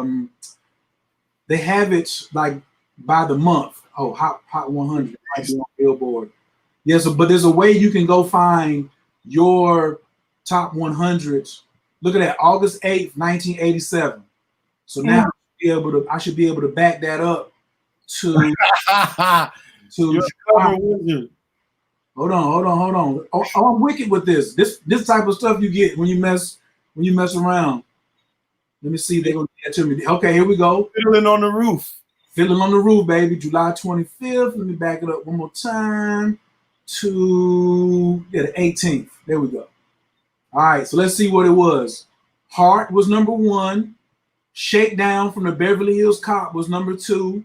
I Want to Dance with Somebody was on the 3rd vibration when you were born. Don't Disturb This Groove. Don't Disturb This Groove. You don't know that song. Come on, man. Yeah. Point of No Return. I don't know who that. Funky Town? Are you serious? Funky Town? You came in on Funky Town song? I still haven't found what I'm looking for. Something So Strong. I Want Your Sex from Beverly Hills. So this explains why you be so explicit in your rhymes too. Now, I would like to tell everyone that the brother is not ashamed to be explicit. I just want to be really clear before you go over there and press play. And rhythm's gonna get you. Songbird, Kenny G. I got Songbird on my album. That's crazy. She's the feature on my album. Like the main singer on my album her name is Songbird. And Kenny G, I used to listen to him. He was nice. He was the he had the sax. What was it? A sax flute or something? A clarinet. Yeah. Yes. And we got Girls. And we can tell by your music, the ladies love Cambatta. That's all we're going to say. What's that?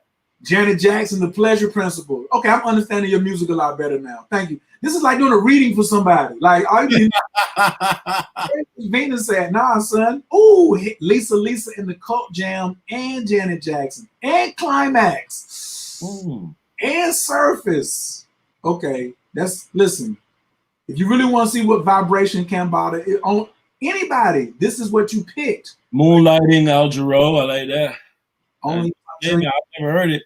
The Whispers, okay. Smokey Robinson, all right. We're getting in some names. Genesis and 2D, Steve, that's Steve. 7 Wonders, Atlantic Star. Yeah, y'all got to go look up your top 50. You know what I'm saying? Like, this would be crazy. Number 44 on there. What's number 44 on there? Come on, man. Why you want to just cheat and just jump to it like that? Can we try? Hold on, but that's my eagerness. That's my urge to talk to the people. Can't we just try? Nah, the crazy part is if you start taking some of these and like sampling these joints. Ooh. Do a whole birth album of everything that was on the radio that day. I should look up the exact like radio rotation that was in New Haven that was playing on like the local R&B station because my family was only into like soul music. Like, yeah, but you came in to influence the world, brother. That's why I go to this chart. You came in to influence the world. You're right. This is monument. Like for me, I'm an old head. ABCs and Michael Jackson was like number 3 in the country the year I was born, that week I was born. And so I'm always breaking the song. I'm always breaking things down to the basics. I'm an ABC. You know what I'm saying? Alone, Heart. And the crazy thing is, earlier you picked up the Crab, the Hermit, the isolated one, and the Alone, and then the Heart is where the intuition, where I'm wishing into is alone, and that's the heart right there. That's that heart chakra, and that's where basically I'm emoting from. It's alone. So alone, all one. I said some people are alone.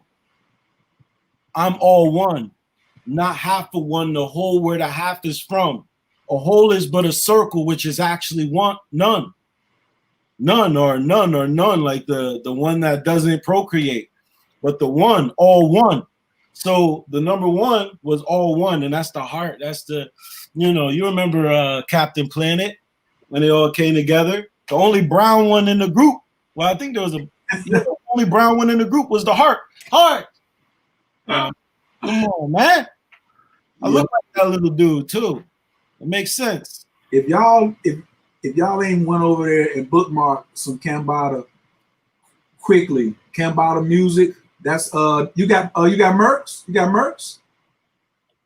Yeah, CambattaMusic.com. You once you get in, I think you can only you go to enter the site, and then there's a store in there. You can just buy stuff. Yeah, like I also have a Cash App.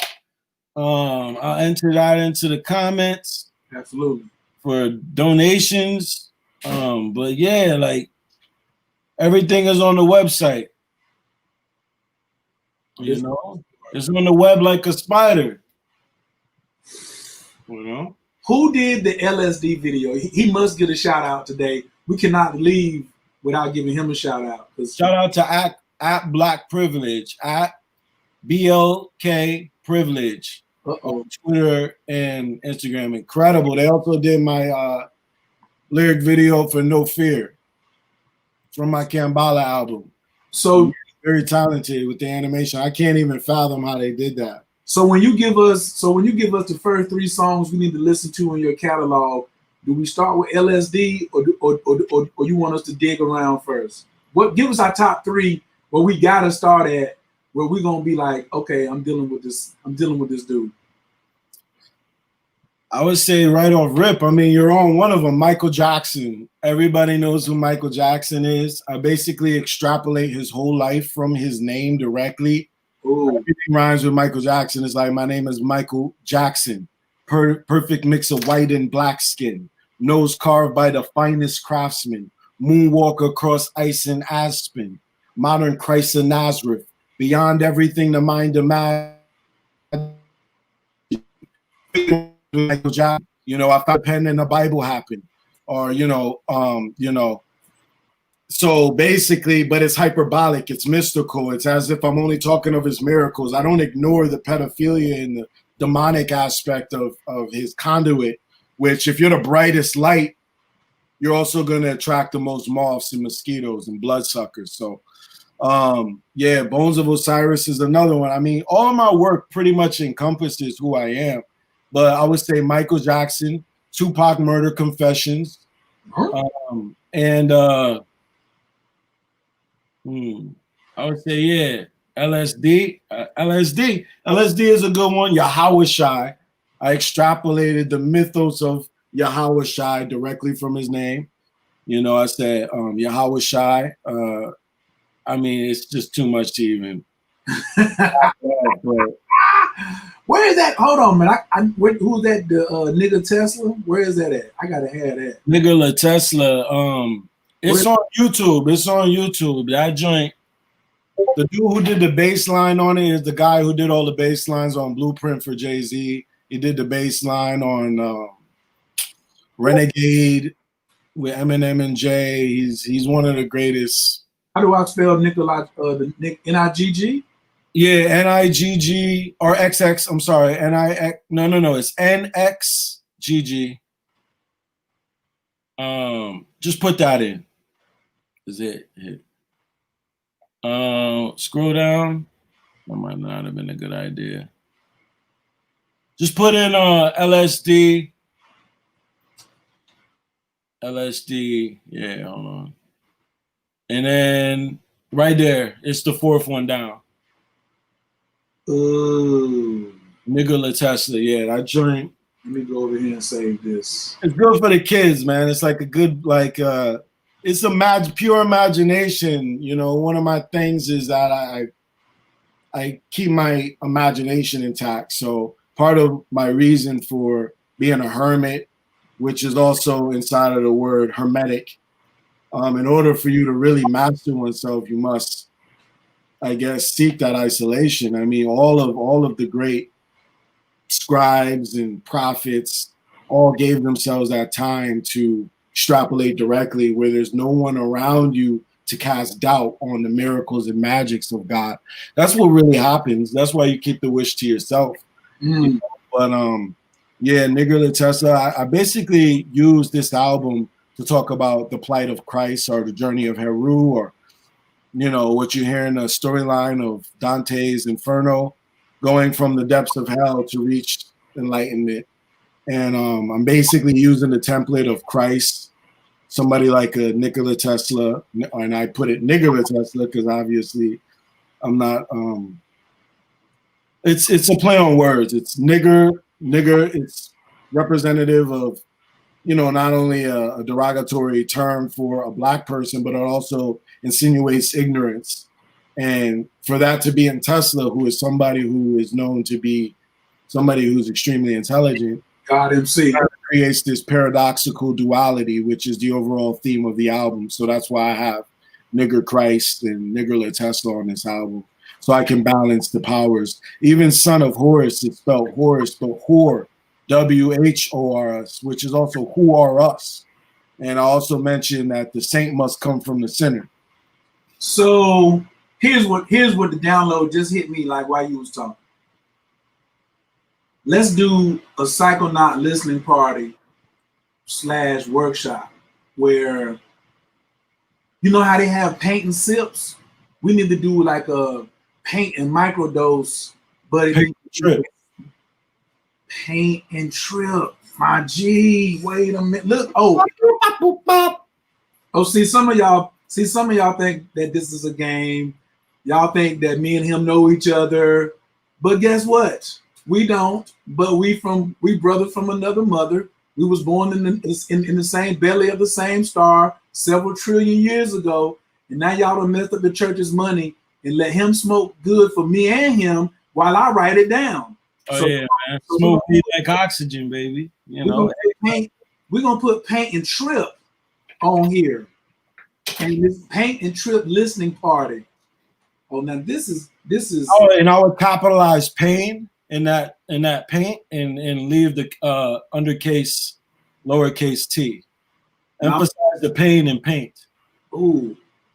Now I need you to write it the way you write it, but I'm just catching the big broad part. I'm catching the big broad part. When we name it, I'll let you name it. I mean, write it out in the syntax that you use. You know what I'm saying? Because we want to use that urban syntax that triggers another part of the mind that, you know, like Malachi York used to say to the Nawapians, when you hear your ears ringing, that's really like a test signal that is coming from the mothership, making sure that when the real emergency comes, you'll be able to be tuned in. You like your ears will be ringing, and you be like, "Yo, you hear that?"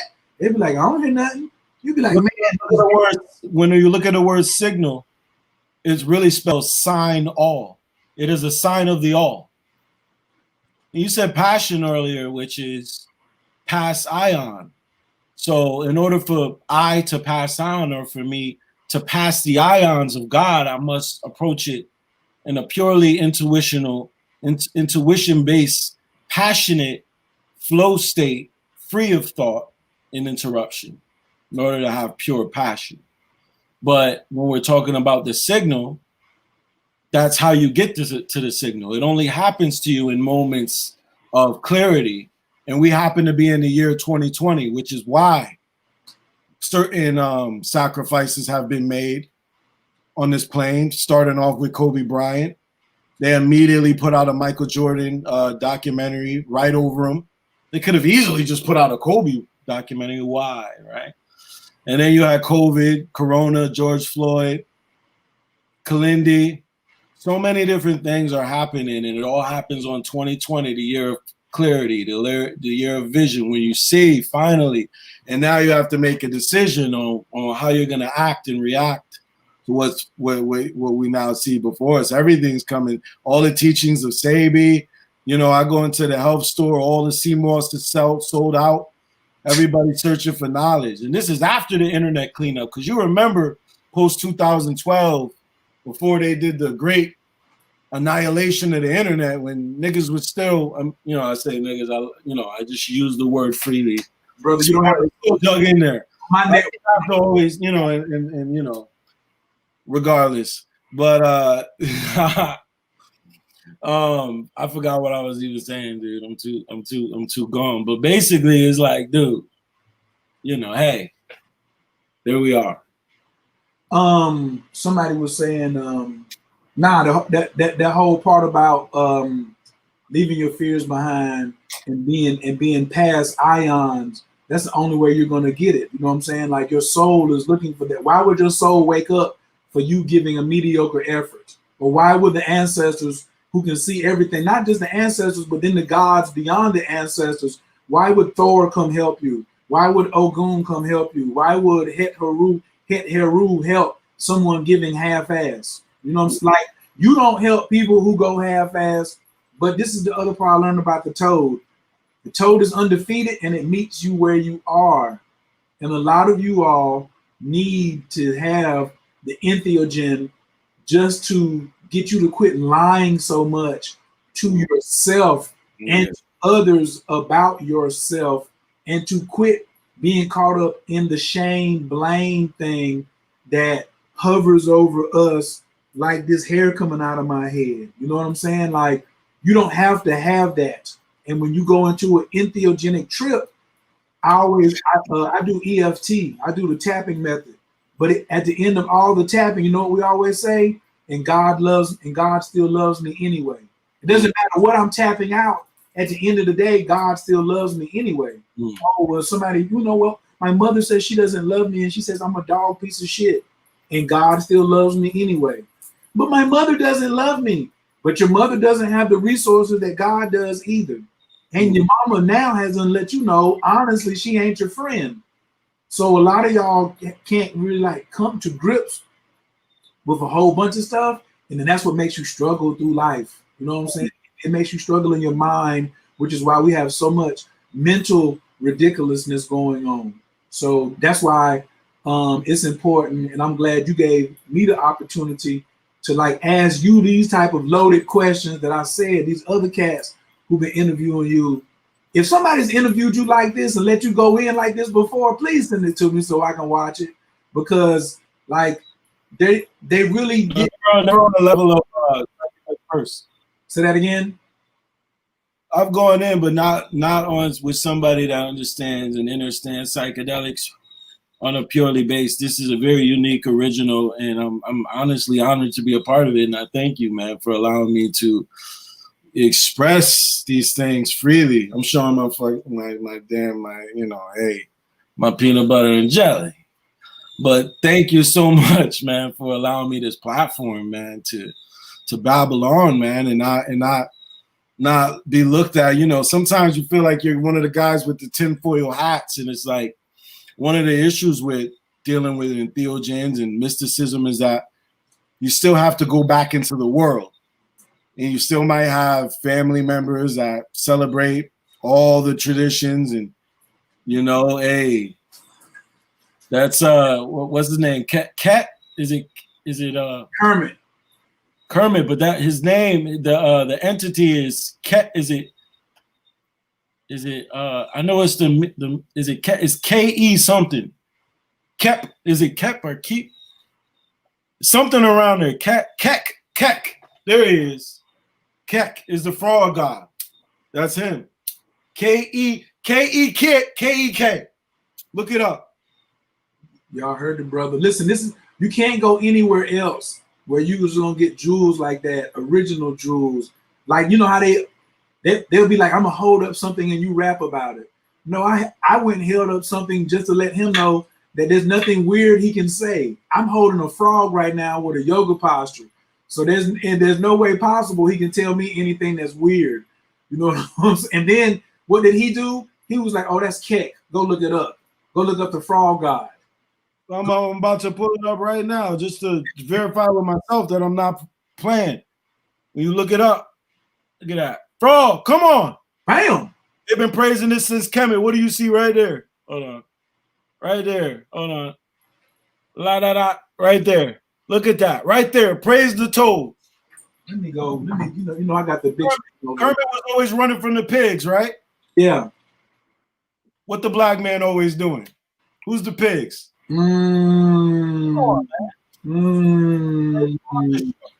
said I'm the animal. Who's the lady with the green socks? Remember the Muppet babies? Their god wore these green socks. I think those were the same green socks that the Witch of the East was wearing in the Wizard of Oz when the house landed on her. Come on. You know? What do you want, the red or the black ants? Your last chance. How can a black male have stance? Come on. If they ready, they ready. If they ain't, go, you know what I'm saying? They say, well, my man Toby said the other day, try Jesus, but don't try me. You see it? How the ancient, boom, they serving the frog. These mysteries, man. Prophecy of Ket. Come on. Wow. Wow, wow, wow, wow, wow, wow, wow. Woo! All of it's right up in our eyes, man, right in our faces. All we gotta do is just start paying attention. You know, be more open to the possibilities than you are open to somebody else's fears. Like to me, that's like the worst thing. The worst thing you can do with your budget is let somebody live in your mind rent free. They're just living in your mind rent free, and they in your mind rent free and fucking you, not paying no rent, and they getting you pregnant with all type of disagreeable entities, disagreeable notions, toxic thoughts, and you sitting around them sharing them with others. Yo, let me get this jewel. Let me. I went to the. I still go to McDonald's because I still say grace over my food. I went for a fish sandwich and some French fries, and I go in. As soon as I go in McDonald's, they say, "Yo, you ain't got your mask on." I was like, "Come on, man, are we doing this?" So I go outside. I get my mask. I put it around my chin, not my mouth and nose. I come in, and they were like, "How can I help you?" And I was like, "I'm not even wearing it right, but it's because you feel safer now that I have it on my chin." And then a sister came in behind me and she got a paper check. I used to work at McDonald's, so you would pick up your paper check. But I was like, in 2020, who's picking up a paper check? And then I was like, oh, it's over. Because if you go to McDonald's and you see everybody compliant behind the counter wearing a mask, then you're going to think it's some kind of mandate that you wear a mask too. But there's really no law that says you have to wear, like they can't send you to jail or prison, but people can like prejudge you, or have prejudice against you. So refuse business in private. Refuse business, but watch this jewel right here, Cambatta. This is what I got yesterday. I ain't even put this out on my own platform. Women are worried about getting pregnant. They so worried about getting pregnant that because they think that the baby is the something when they say I'm gonna catch something. So a lot of women are afraid of getting pregnant by the wrong person. So the way they spread COVID was to go to our women and make them afraid to what? Catch something. Our women already had a fear because Black women get more abortions than anybody else in America per capita. So now they took that fear of our women getting pregnant and said, put a mask on. Just like we think that there's no asexual reproduction going on outside of the Bible, when there's at least 2,000 cases around the world every year of a woman getting pregnant without semen being introduced. And then when we tell it, they look at me and say, oh, you just with the frogs. You know what I'm saying? You do mushrooms, so that's not true. Well, why don't you Google it? Just like he just said kek, and I Googled it and it was there. Why don't you Google how many asexual pregnancies that they have? But we're letting people play on our fears. So now, even though you're getting all excited right now because me and Cam is on here talking about have courage, be passionate, go take your heroic dose, don't go outside, make sure the setting is right. You're going to get off of here and be like, I got to put my mask back on because I'm not doing the other CNN inside. I'm looking, but what did they say? Stop looking for your validation outside of yourself, folks. Like that's my big thing. And that was one of the reasons I feel that I was drawn to this brother. We were drawn together for him to come on this platform because I feel he looked like me and I look like him. We don't care. You can't shame us. And we're going to keep searching. You know what I'm saying? And then and when we can see and hear a real master like Baba Kilindi, we're going to shut up and listen. As much as I've heard you talk, I also can see you listening when I'm talking. And you probably got crazy ears. You started with Bobby Hemmett, Phil Valentine, Alan Watts, Terrence McKenna. Like those aren't. Terrence McKenna has one of the most annoying voices in the world. And you still sat there and was like, okay, let me extract this here. And when you take DMT, you can extrapolate the transcendental entry point. You see, what we're getting towards here, folks, is not what they said it was. No, I listen. I mean, as you were talking, I unfolded everything. I mean, you're holding the frog, the toad, and what do toads catch? Flies, right? And what are flies? They flew, right? Right. They fly because they flew. You catch the flu, right? And they also keck is the symbolism for the meme in these days. We're talking about the mirror, right? And if you look at the word mirror, it's my roar. And the roar is, we're talking about the pride of the lion, or the lion, which is also Judah, the sun, right? So we're looking at that reflection. And then the frog is also the toad, and the story is told. Your story is already told. That's why you have to tap into the toad. I mean, if you go into the whole analogy of how they even move, you know, from lily pad to lily pad, the warts on the back. Oh, wait. Everything has symbolism. The 5-MeO. Okay, so why? So the 5-MeO toad is not a regular toad. He's the Bufo Alvarez.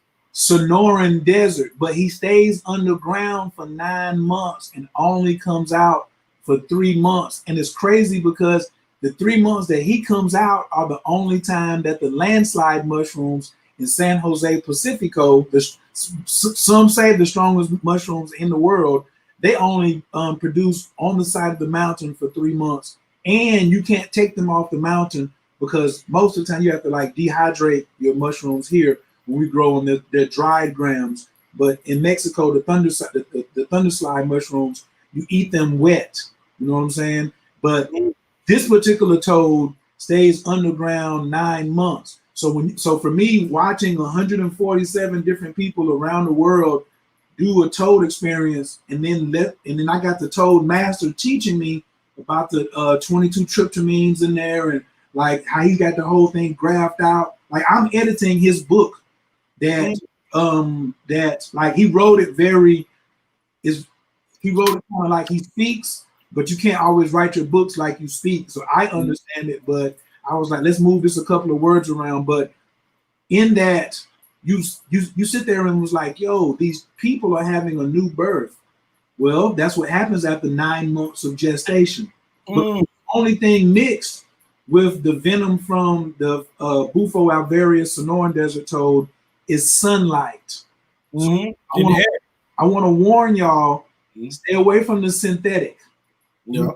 The Sonoran, and you want healthy toads. Just like they took us from Africa and we weren't as healthy over here in America. When you take the toad out of the Sonoran desert and put him in North Carolina or Brazil or Afghanistan or some other place, he's not healthy. So if he's not healthy, then the venom that you're getting from him is not as healthy, and then you're putting yourself at risk. But when you get the true toad venom, the only thing they mix it with, they pop the pimple, catch it on a piece of glass, and mix it with sunlight. So it's 9 months of gestation mixed with raw. And then when you ingest it, then you become a part of another club, which I call the incomplete sentence club. When somebody look at you and you say, and then you just give up. Yeah. That's how I know when somebody, and then I say, okay, I know you hit it right, because there's a certain way that you have to hold it, especially when you're going at 100 grams. There's a certain way you got to inhale it and prepare. So me, I've been teaching Tai Chi since 2002. So that was the one thing Jerry was missing, was there's 8 ventricles that you need to fill up. That's why you have to inhale for 8 full seconds. And then you have to hold it to compound it. You have to lock it, just like they do before the rocket launches off. And so earlier when you was like, we're not just doing these things just to get high, on the street level high, no, we are not. But we do want, you need to get high so you can look down on this situation, this effed up, very effed up situation that you're in. You need to look down and see this holographic image from your true birth position, which is galactical. You know what I'm saying? Like Doctor Strange, when he's falling through the atmosphere like that, that is the closest thing you're gonna get to something catching it on a movie. Or you could go to YouTube and type in computer-generated fractals, and then watch the fractals keep going down and down and down and down. As a matter of fact, LSD visualizer for my album.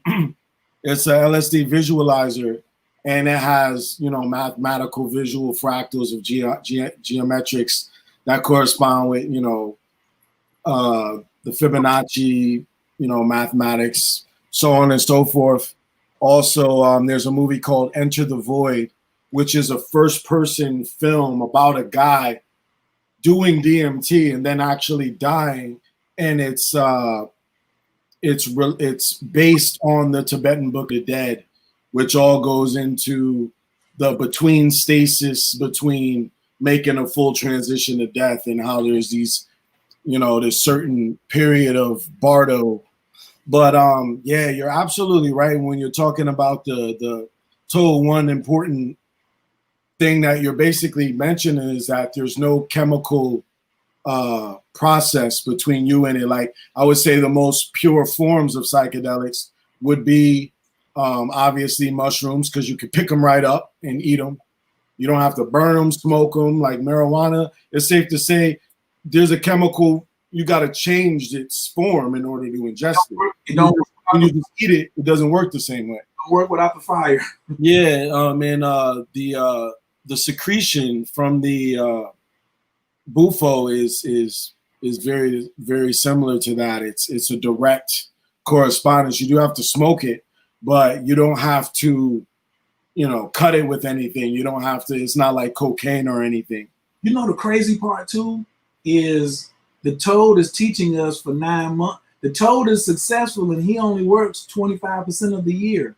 Like 9 months, he's relaxing. And now, this is the funny part that Jerry said. He's been sitting on this venom for millions of years because there was no propane lighter for you to inhale it. Because the only way you could take it in is through it being lit up, you know what I'm saying, like a crack pipe. So he's been sitting on this, on this technology, waiting on us to wake up to a point where now we can wake up further. There's different levels of woke, y'all. Okay. Yeah. So please. I'll just go in, not to interrupt you, but there was the aspect of licking the frogs. But when you ingest the secretion, you have to go through the physical nausea of your body. It's very hard to ingest enough, you know, through the mouth in order for you to get the full impact. But they've been, you know, so the way that it was discovered essentially is that they were licking frogs. Like this poison, there's also other poisonous frogs that, you know, if you watch the movie Apocalypto, you know, he dipped his arrow tip or dart tip in the back of a certain toad. They always let them live because you can extract from this toad and not kill it. That's one aspect. Is it's a living force. So you can dip it and then immediately kill somebody. So this is something that would, I guess, the reason why it's a secretion is it secretes it because essentially it's in fear.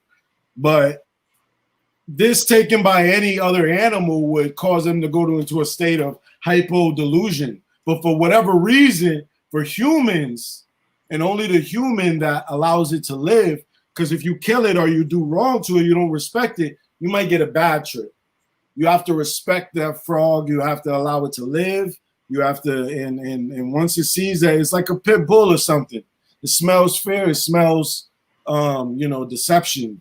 So yeah, that's why the shaman and the medium is very important. The source. Same thing with mushrooms or even weed. Anywhere you get something, it derives from. That's why that 9 months of gestation is. I mean, it's relatable to that secretion is like semen, and that 9 months is like holding back your nut or your sperm for 9 months. You're getting a serious case of blue balls, and by the time you ejaculate, you have this super potent sperm, and it can land close to a vagina, and just the aura of this super sperm will get her pregnant. You know, give me that verse where you say if your sperm drop in the sand, I create a whole running man. Something. What was that you said? I said so much nigger in my DNA. I could come in the desert sand and bring a jungle back. I got so much nigger in my DNA. If I bust a nut into desert sand, I can bring a jungle back.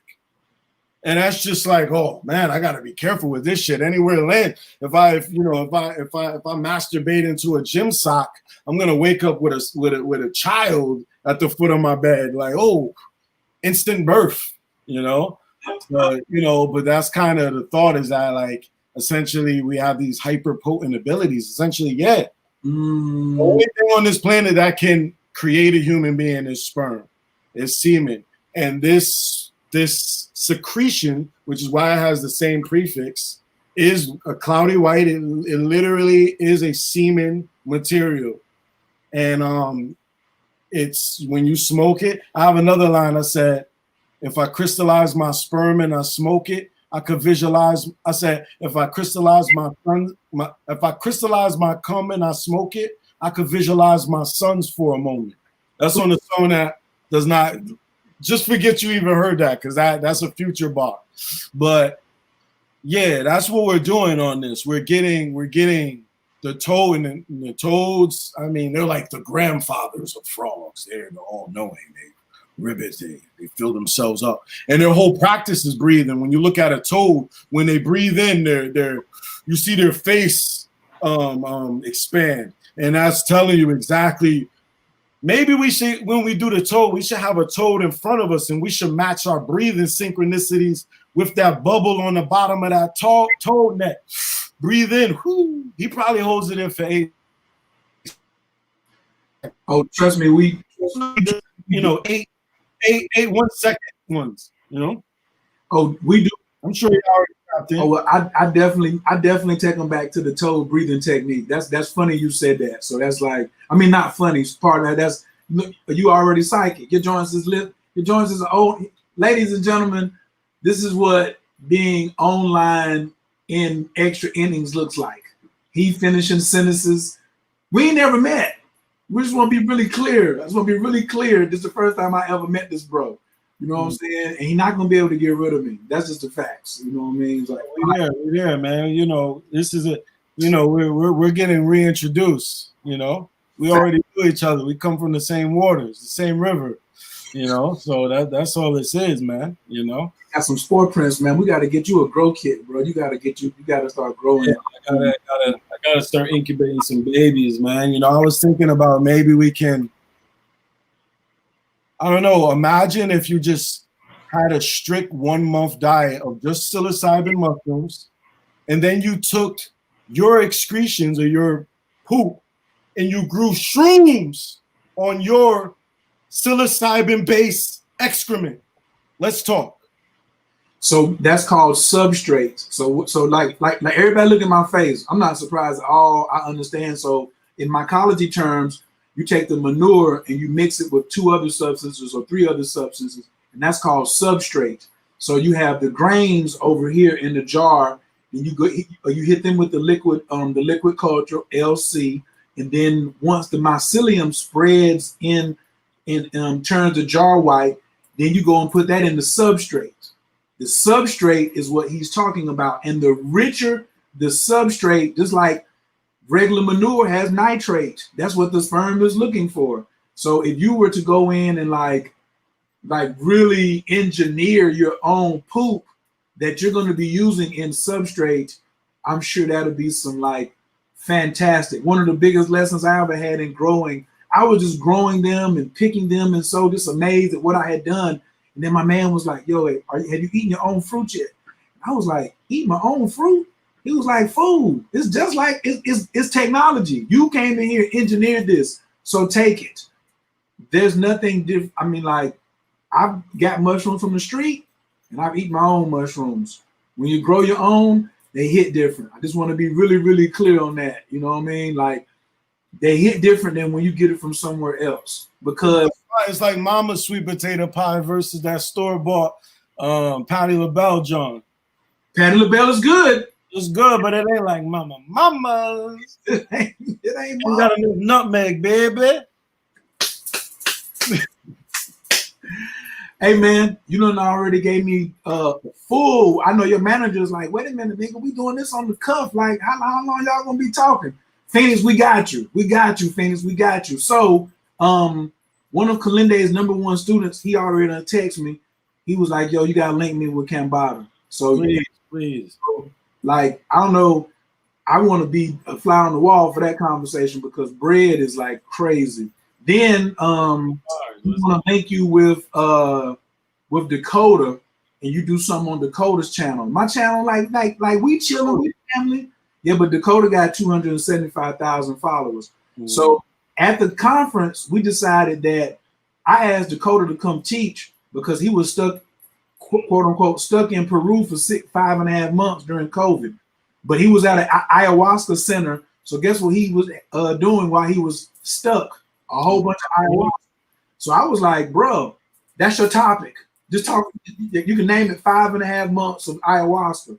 And so what we decided is on his hour that he's supposed to be teaching his class, we're going to do a live podcast from inside of the conference. Like, first off, Cam, we wanted you to be there because I really want you to stunt, because this is the only psychedelic conference in the world in 2020. Earlier, what you were saying about the 2020, that's what it was. Baba Kilindi said this was the roaring 20s. What is and roaring is when you must proclaim it. The last time they were, the last one was 100 years ago, and this is coming in the exact same way. It's like, meow. So,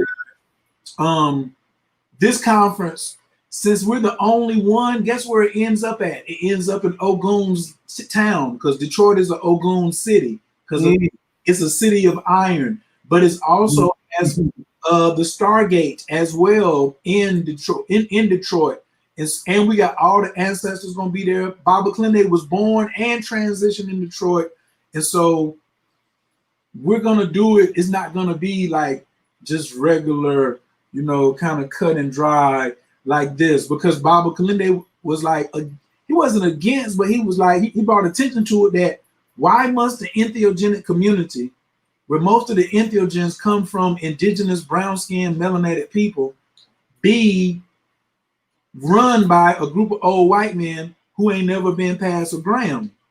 You ain't got no toads at your house. You don't stay in Mexico. You ain't, you're not cultivating no mushrooms. And you officially got in off of a violation when your boy went down there and seen Maria Sabina, and first off, she wasn't supposed to serve you. Now, for those of you in the street, you know about these rules when you're in the trap. Some people you just don't serve. She wasn't supposed to serve him, but then he gave his word and was like, oh, I'm not going to tell anyone. I'm not going to show. I wasn't supposed to take pictures, but I took one anyway. I wasn't supposed to tell anyone, but I told everybody anyway. What happened to Maria Sabina? She's killed. Her whole family's knocked off. Her house is burned down, and she's kicked out of her sovereignty. She loses her sovereignty because of these people who are now attempting to put a lock on entheogens. That's how I know that this whole thing is going to blow up in their face, because you cannot marginalize and put borders around the God molecule, because God has already given you, okay, we gave you combustion engines. Okay, you monopolized that. We gave you planes. You monopolized that. Now you're trying to monopolize cryptocurrency and entheogens. It's going to blow up in their face. But for those of us who are respectful, like Cam is not worried about nobody taking him in a battle because he's respectful of rap, period.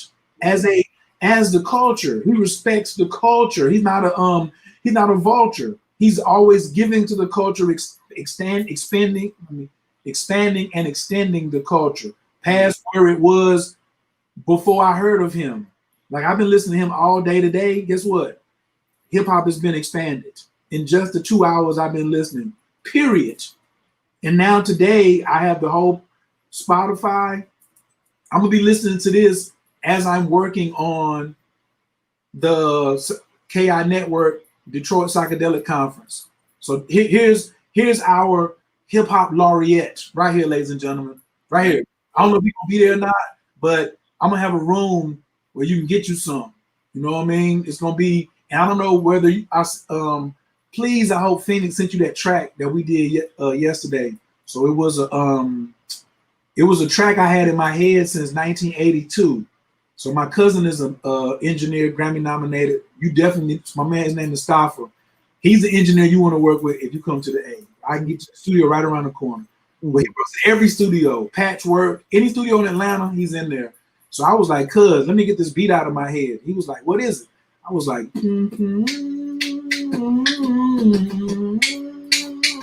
so he took the beat and made me pull it apart, recorded it, and then just did some magic to it. And it was like, the instrumental was crazy. And then I was like, yeah, that's it. And so then he just was on YouTube and what's her name? Abraham Hicks came on and it was playing at the same time the track was playing. And I was like, nah, I said, if anybody gonna get on this, we're gonna put Baba Kilindi on it. So we went to the joint called Organics Alita, Artificial Intelligence Meets Organic Singularity, one of the podcasts he did with us. And we pulled down 8 minutes out of 3 hours and put it on top of that. And then he synced it. Fire. You must listen to that. I sent the track with Baba on it, but then I sent the track butt naked. And I'm giving you permission to damn lose your consciousness on that track. Is it there right now? Can you play it? Oh, you must say. You ever heard the term "say less"? Swear. Hey. Say less. Hold on. Can I get to it? Boop. Press 1. Press 2. Press 3. All right. Okay. Press that. Yeah.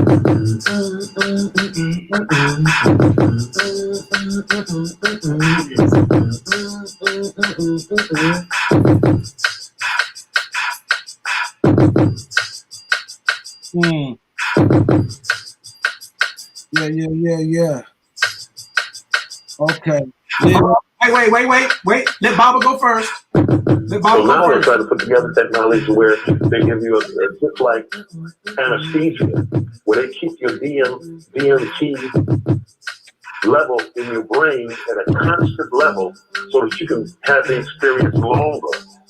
But DMT doesn't, pure smoke DMT doesn't have the information in it that mushrooms have in it. Mushrooms have extra-dimensional knowledge and information in it. It's been through wormholes, it's traveled through space, it's landed on exotic planets with other things. And when you take the mushroom takes you. Meaning that all of the information that it has gathered, traveling through solar systems and different dimensions, different universes for trillions and trillions of years, because the true ancestors created this as a mnemonic device, a memory device, so that it can download into your DNA and open and manipulate your DNA to be able to travel and experience the things that this mushroom, of which is a organic artificial intelligence within itself, can liberate those codes inside of your DNA for you to be able to experience these things, to be able to draw out the higher self from the human. The human is only it's a bridge, it ain't the goal. Like I'm an earthling. My ancestors come from St. Louis, Missouri. My ancestors come from Ghana and Gambia. But what was they before Gambia and Ghana? What were they before St. Louis? What were they before the stars were built? Because you're older than the stars. We come from stardust. Of course, atoms. The physical body is made out of atoms. But we take it a step further. Atoms ain't home. Because atoms have to be created by a relationship with consciousness. What was it before consciousness created atoms? We come from magic. We come from not being created. Back up. Say it again, Bob. With consciousness. What was it before consciousness created atoms? We come from magic. We come from not being created. Woo! There was no creation. The creation are the artificial constructs. Even if you go into your creation, you made a game that you went in to play. Okay, I'll take 75 or 80 years. which ain't nothing but it ain't even a night's rest. I looked at we were talking about the week about 13th floor. I haven't watched 13th floor, but it's true. The 13th floor was a great movie.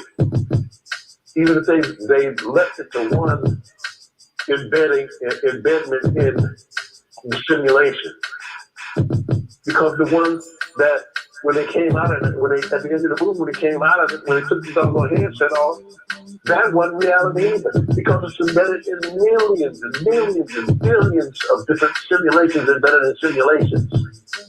Ain't none of it face real reality. You thinking you're one thing every time you shut everything off and supposedly die or whatever, you close your eyes on one side of the room and open your eyes up on another side of the room at a higher level. Ain't nothing lost. Everything's happening at the same time. But we can't deal with this artificial intelligence if we don't start dealing with our consciousness on a higher level. And mushrooms have that. Nothing wrong with ayahuasca. Okay, here it comes. I'm about to give him this next 45 seconds, and I'm gonna go to the instrumental, and then you can kill it. I'm not saying anything wrong with ayahuasca or the ayahuasqueros. I'm saying that most people are getting tricked into tourist entheogens. And people are so scary in the midst of this thing. You can't be timid. Can't be timid. You can't walk down the middle of the road. You either gotta be hot or cold. You can't be lukewarm. You got to challenge this thing. You gotta push yourself. You gotta scratch and claw for the power. Scratch and claw for the knowledge. You can't just sit here and just you went to doggone the University of Chicago, think that you're a master of something. Or if you just make something up, you think you're a master of something. You gotta go and see what these ancestors were doing. Real time, face to face, mouth to ear. You can't do what they're doing because they ain't doing what they're doing. You don't know what these folks are doing, and folks are scared to go see. So, what did he say? He said, "Oh, let me turn it up."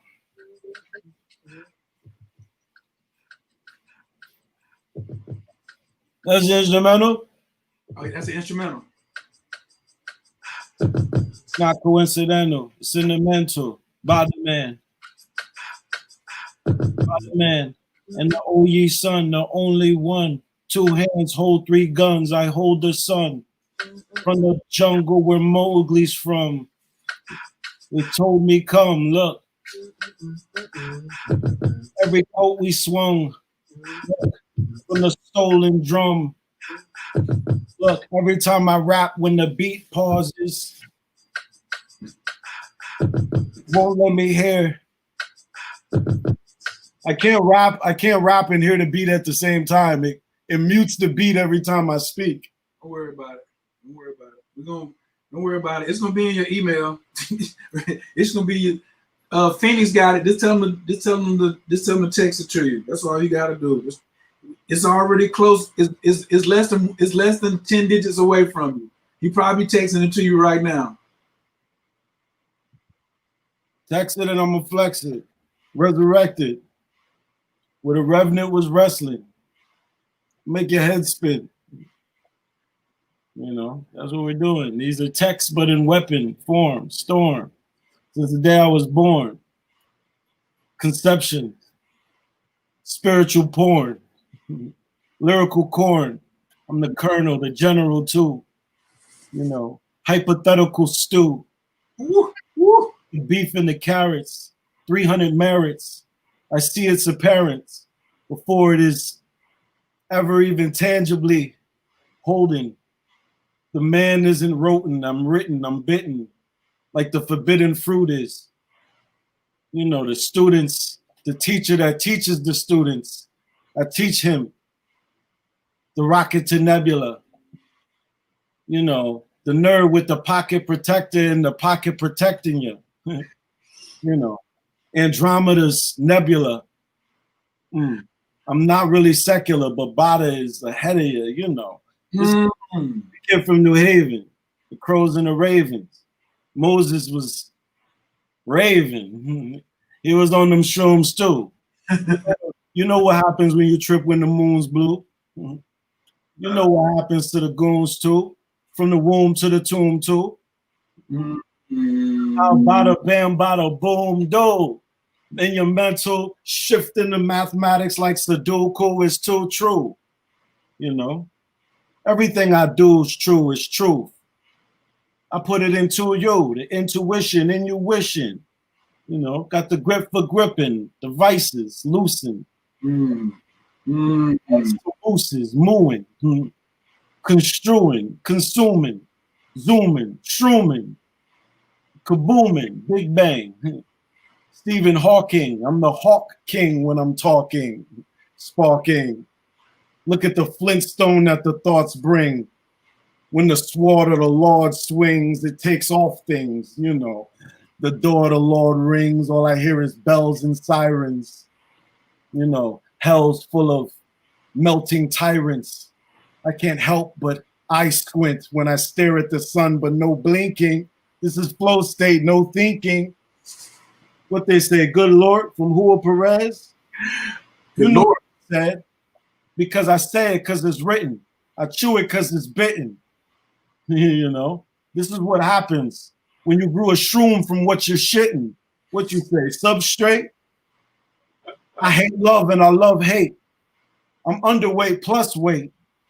You know, this is how Hansel and Gretel's crumbs taste. Picking them up off of the trail. Off the scale.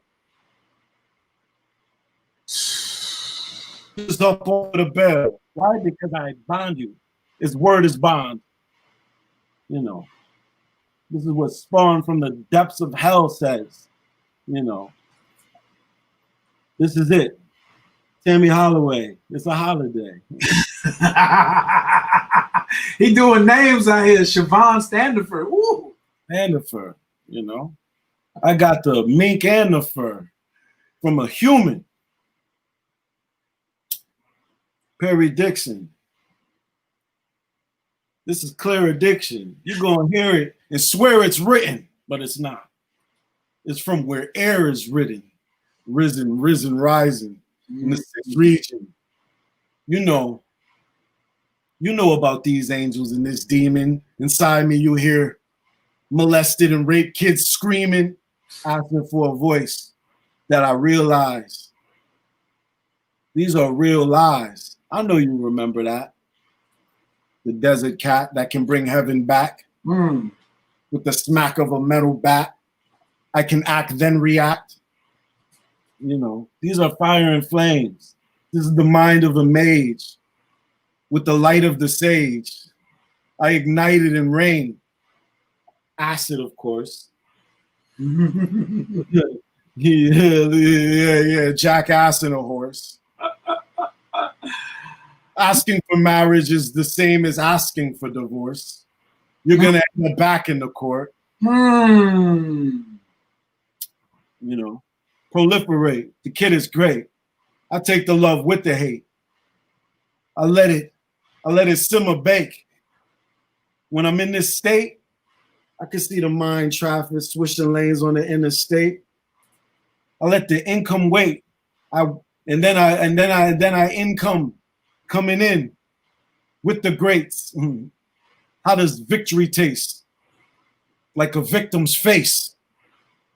Always on the accelerating, smoking gas, never hit the brakes.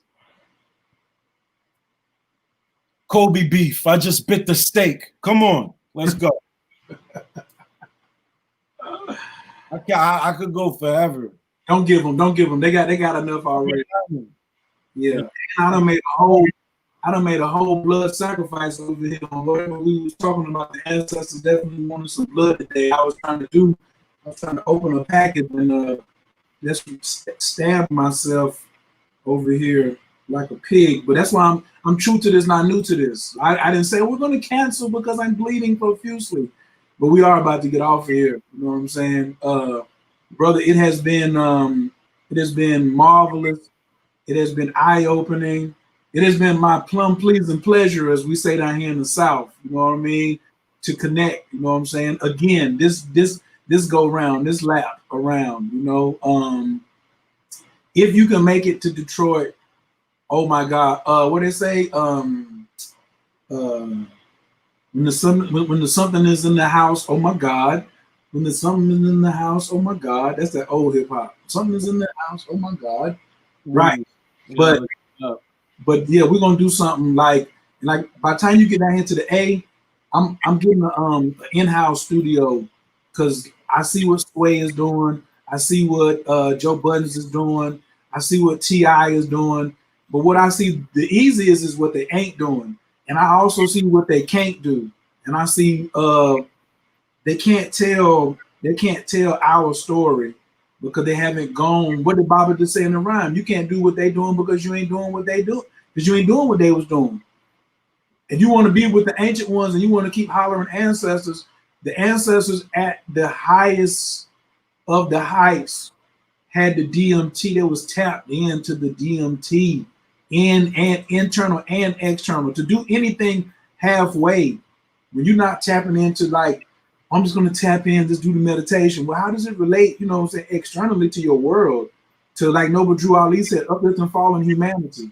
You got all these greats was producing all these works, and they wasn't releasing DMT from at some state coming down so they could spit it out their mouth through their throat chakra so you could manifest things. Because that's what manifest means, to inform. Manifest does not mean to bring out of thin air. Like, because there's nothing new under the sun. To manifest is to speak it. That's what we gotta upgrade our vocabulary. You know what I'm saying? Like, my mission is, we don't know what the word love is, we don't know what the word trust is, and we don't know what the word sex is. If I ask everybody what water is, they're gonna say H2O. I go all around the planet, everybody's gonna say water is H2O. But if you go around 4 people and ask them what love is, they're gonna give you 60 definitions. Yeah. Same with God. There's a couple words that are undefinable. No, love is not undefinable because Ahmed did it. So I know I found somebody who did it. So love is to give, seeking nothing in return. God does. God gives you, seeking nothing in return. We are rebellious people down here. We don't want to follow. We have all these different rules that we could follow, and then we still choose to be an atheist. Well, I don't want to be I'm not gonna follow the Bible. I ain't gonna follow the Bhagavad Gita. I'm not gonna follow the Torah. Well, nigga, what you gonna follow? Oh no, I'm just gonna be lawless. No, the universe don't work like that. There's order in this thing that you call chaos. You know what I mean? And so there's a definition for love, meaning to be more like God. It's a verb. Love is a verb. That's why women say, show me you love me. You know what I mean? But we've been programmed to not even dive into that. There's no, like, water is explainable, love is explainable. But then you put too much romance on the word trust. I don't know if I can trust you. I tell people to trust what you show me. So I don't have to give Bam my debit card to know whether I can trust him. I already know I'm putting my money on him in a rap battle. That's what I can trust. It's a win-win. Well, oh, you got your people? All right, I got mine. You trust him? Bro, I'm putting three Bitcoins on this dude. Yeah. I'm putting 3 Bitcoins on this dude. Are you putting 3 Bitcoins on your person? We're coming to eat. You trust him like that? Did you hear LSD? Did you hear DMT? Did you hear when gods get guns? I ain't even heard about it. Did you hear these things? Absolutely. I got 4 Bitcoins. I got 4 Bitcoins on my man. What you doing? So we got to trust what people show us. We must love like God, you know what I'm saying, seeking nothing in return. We got all these conditions. That's conditional love. That's not unconditional love. Conditionally is your condition. It's your condition. You've been conned into this ditch. That's why you like that. You don't want to be unconditional. You don't want to open up the hand. I can do this all day too. That's what I'm saying. I'm gonna start calling you satellite. I got certain brothers. I got certain brothers that when I get with them, I just listen. Then when it's my turn, I just go. I just be like, damn, why are you talking so much? Because you an antenna. Yeah. I like throwing them alley-oops, you know. Every It looked like the dream team out here. It looked like Kobe, LeBron, and Dwayne Wade coming down hard coming downhill. Alley-oop coming from the rafters, dude. Let them drain. What's going to happen? Oh, and if it comes off the rim, it doesn't matter. We have Shaquille here. We have Hakeem Olajuwon. Like in the entheogenic community, man, that's what we're building. We're building our own Avengers. If you want to get on board, man, you're going to have to choose a weapon. You know what I'm saying? I like mushrooms. I don't mind LSD, but my introduction to it was kind of crazy. I was in the middle of the desert. I know you're familiar with Nick Sands. If you do mess with LSD. Yeah, of course. I had never done LSD before, and I started with Nick Sands' last batch before he passed. And they gave me six drops, which was equivalent to 6 tabs in the middle of the desert in Mexico. I hope you have plenty of water. Obviously, you're still here. Oh, nobody told me that rule. No, I did not. I did not have any water. It was rough. It was a rough night. I don't really want to get into it. It was a rough 12 hours. I'll say that. I've never done that much. I've taken some very powerful acid. I've done a lot, but not to that level. That's extreme. I think I might have a heart attack. I've had some very traumatic panic. I've had some bad panic attacks on LSD where I could see my skin cells and my pores actually breathing, and then my heart rate gets and then I start changing, and it's like a werewolf. I feel like my eyes are completely dilated and black. Yeah, LSD. I had a panic attack in Central Park that was epic at like 3 a.m. and it was just. I've had some life-changing panic attacks on, and I relate them to panic attacks because I think when you have a panic is when you really crack your egg, and I've had my fair share of. I mean, I was in Joshua Tree Desert, and I started realizing some things, and it just made me panic, and I had to keep music close to you. There's been times I was saved by music. Music can ground you. It's the perfect way to get back. I listened to a Michael Jackson song and I came right back to her. Cambatta, you got to get King Los in a battle amidst an intelligent audience. I'm about to listen to your music. Man, I love the battle. There's some itching in me for that. And King Los is an incredible rapper. He's a beyond genius. He's a whiz kid. He's dope as fuck. My only issue is that the performance aspect of it, I haven't practiced. So to get in there with somebody that's seasoned, it almost doesn't matter how good you write if you don't have that, I guess, that angst to get on the stage and, let somebody, Yeah, and you keep your hands in your pocket. Me, I couldn't battle rap. I don't give a damn how nice my pen is. Like, it's not happening, and I got to stand there and take 3 of these. No, I'm sorry. I'm voluntarily. Like, I would have to get paid a nice amount of money. Yeah, I'll battle whoever, but it has to be enough money for me to go, okay, well, this is good. I can. This is worth me taking my complete life and dedicating it to mastering something I haven't done enough to at least cause an effect and be memorable if I don't win. Or you could hedge the bet and say we both have to take 2 grams of mushrooms before. Oh my God. I would battle. Honestly, I'm so sensitive to that stuff, man. Like, no. The second phase? No, I'm saying if he has never done and he takes 2 grams and you take 2 grams, it's gonna even that thing out. It's gonna even that thing out. He's not gonna be as, you know what I'm saying, his stuff ain't gonna be as volatile, you know what I'm saying, like coming at your head like that. That's another thing too about the toad. I was telling somebody yesterday, you don't want to commit suicide no more. You don't want to do harm to people anymore. You know what I'm saying? Like, Cam got some crazy ass lines, but I don't hear that he wants to hurt someone. Like, because I'm played out with the gun clapping lines right now. Yeah, I can't handle it. I can't take it anymore. And if I was going to, I would just go back into the archive and just get me some gun clapping from some gun clappers. Because I'm not sure if you guys out here, you young dudes 25 and below, Y'all talking a lot of big talk, but you ain't talking about no grams. You talking about some grams, that's how you gonna get my attention. I know y'all looking at me like, oh yeah, let the new young dudes do it the way they want to. It's okay, but I'm telling you, 20 years from now, you're gonna be looking for this particular YouTube video right here. Right here. This is history we're making right now. This is what Anthony Browder talked about in Now Valley Contribution to Civilization, when he was like, all history is relevant history. What happened 5 minutes ago, 5 years ago, and 500 years ago determines what happens 5 minutes from now, 5 years from now, and 500 years from now. So we're creating our own history. I knew this was an experiment. When I got on here with you, what I say? I was like, yo, we can do something crazy. Yeah.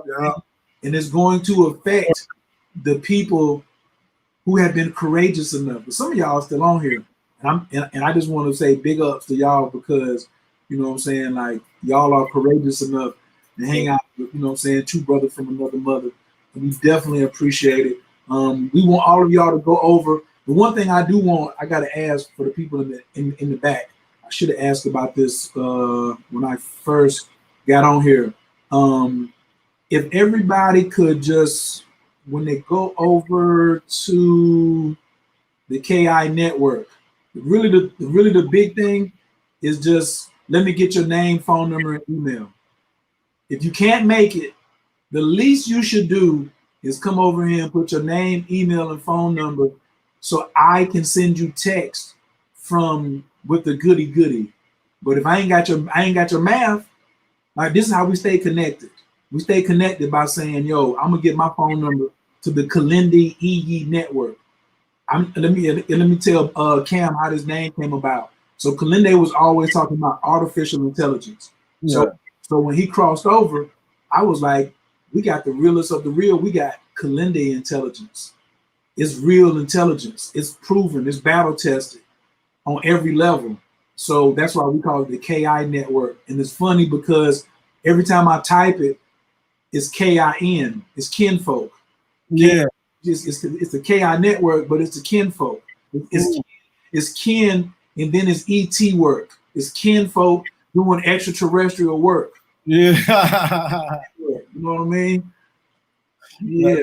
So kin, you know what I mean? And but it's not just because we skin, because our skin don't make you kin. We kin because of the work that we're doing, because of the tools and the jewels we done dropped for y'all this evening. Like, where's your courage? You know what I'm saying? Where's your passion? That's the only way you're gonna break the threshold. Because the mushrooms ain't gonna plead with you, and they will hold back if you come in there without integrity. Yeah, exactly. And the bad trip is because you caused it. You were being at some point. I also explain it like if you've seen Indiana Jones, anytime he goes into the tombs to find a treasure, there's always some kind of traps to kind of ward the any poachers or tomb raiders away. And with the mushrooms or any like real entheogens, it kind of, I guess, filters out the weaklings by presenting you with yourself. And if you can't get past the ego of self and your guilt and things that you hold on a surface level, you won't get to see the magical garden of Eden that lies beyond. You won't be able to. So it's not for the faint of hearts. And I would say a very small percentage of those who even get into psychedelics will ever achieve those magical states. And it's because you have to do the work both beforehand and after. And you have to go make sure that you go into this in an open manner and you're really ready for it. Because if you're not, it's not even going to cross your path. I mean, you watching this is step one, or it could be step 9. Who knows? But it's a life work. You never get used to it. Nobody's a professional. When faced with the glory of God and this, Mother Earth, it's you realize real quick that you become humble. Mike Tyson said, "You're not born to be humble. You're born to be humbled." And sometimes it's not a man that can do it. Your pride will get in the way of, being a congregation member when you know more than the priest. But when you step outside and you are underneath the thumb of God's glory, you can't deny that. You will be, you know, decimated to less than a molecule in seconds. So that forces you to become a child. And then you just allow it to happen. And you don't force it. You don't try to bring back artifacts to get rich. A lot of people go and they're like, oh, I want to go because I want to get rhymes. I want to rap like Cambatta, or I want to be able to paint.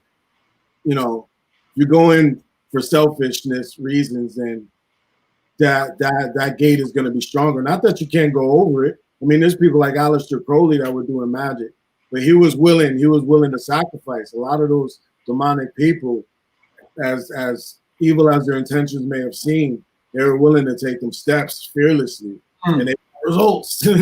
So you know, this is not no games. This is not smoking weed. This is not cool. This is not to be recorded. This is not to be, you know, just to wear some on your chest to be cool. I want to see fancy colors. You know, this is it. In my opinion, psychedelics should be the only thing being talked about. It's the only real sustainable food. It's the only food that has true instant gratification. I mean, you can eat an apple, you know, you got to keep eating them. You know, you eat 5 grams of shrooms, you might be good for a lifetime, you know. So we're talking about the food of the gods. But that's where I got to leave it. I actually got to get to dinner, man. My brain is definitely floating away here. I'm going to be babbling soon. Oh, nah. Hey, look, I ain't ate either. But I can tell you can go, though. Your engines is running. But now I done ran you to smoke about 3 good ones. You straight right now. All right, dude. Like I said, man, it was Dude, and I was just, say that again. no, I was just saying, like, I just woke up between you and us. I was just on some LSD. I did a microdose last night. And so, yeah, you know what sleep is like after that, you know, it's so basically I'm in those regions. I'm in the twilight region where you start, you know. You know, well, some people got different definitions of micro, because like that's what I would tell. So Kilindi was like, yeah, 2 grams is micro. I was like, Kilindi, that's a dose, my G. You know what I'm saying? That's heavy. You know what I mean? So when you know, for you, what's a micro dose for you? I mean, it's hard to measure with acid because you're getting acid. Oh, you was on the acid. Oh, okay. Yeah, with mushrooms, I don't really play around with microdosing unless it's a small enough dose to not feel the effects. Because the thing about mushrooms, if you haven't done it for like the first hour and a half or up to an hour, you're getting the yawns.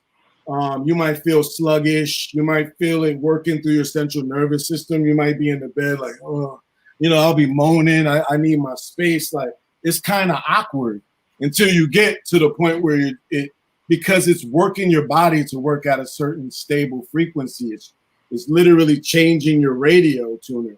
So you got to go through the cocooning process to butterfly out. And, you know, so with mushrooms, I noticed that sometimes on the light doses, you get that without getting the cool stuff or the real lesson. So I usually don't do less than 2 grams because with 2 grams, I've done certain mushroom dosages with 2 grams. And every psilocybin is different, where it's just, you can then start experimenting. You could do sun gazing on it. You could then work out. Go for a long run on mushrooms. It actually doubles your performance. It's a performance enhancer. You go lift weights on mushrooms, you're 3 times as strong because you have more control over your brain. So yeah, like in those lower doses, you can then explore more practical activities and kind of view them through the shroom lens, because that's kind of what you want to do. Like one of the things that's kind of, I guess, causes a recidivism for us, and the reason why we still do it, is because when you come back from such a mind-blowing experience, you're like, oh my goodness, like there was so much more.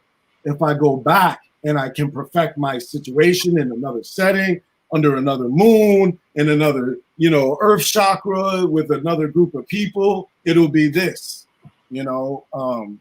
so you just got to be careful with that too. Because I've noticed this too. The ancestors will stop answering the door if you're knocking too much. Oh boy. Actually, they're like, oh, you keep coming back and we keep telling you the same shit. This is what you got to do. You know it. You got to correct your ear. It's simple shit. It's whoever coded this reality wrote it in a way that grandma in a rocking chair that's never tripped, all she did was go to church and eat, bacon and smoke her cigarette. She can make it, and the the Kilindis can make it too. And essentially, it's about letting go and letting God, and not forcing it, and just not really paying attention to the constructs of life. You don't look at a calendar; you might live to your 150. So you don't. Again, this isn't for everything.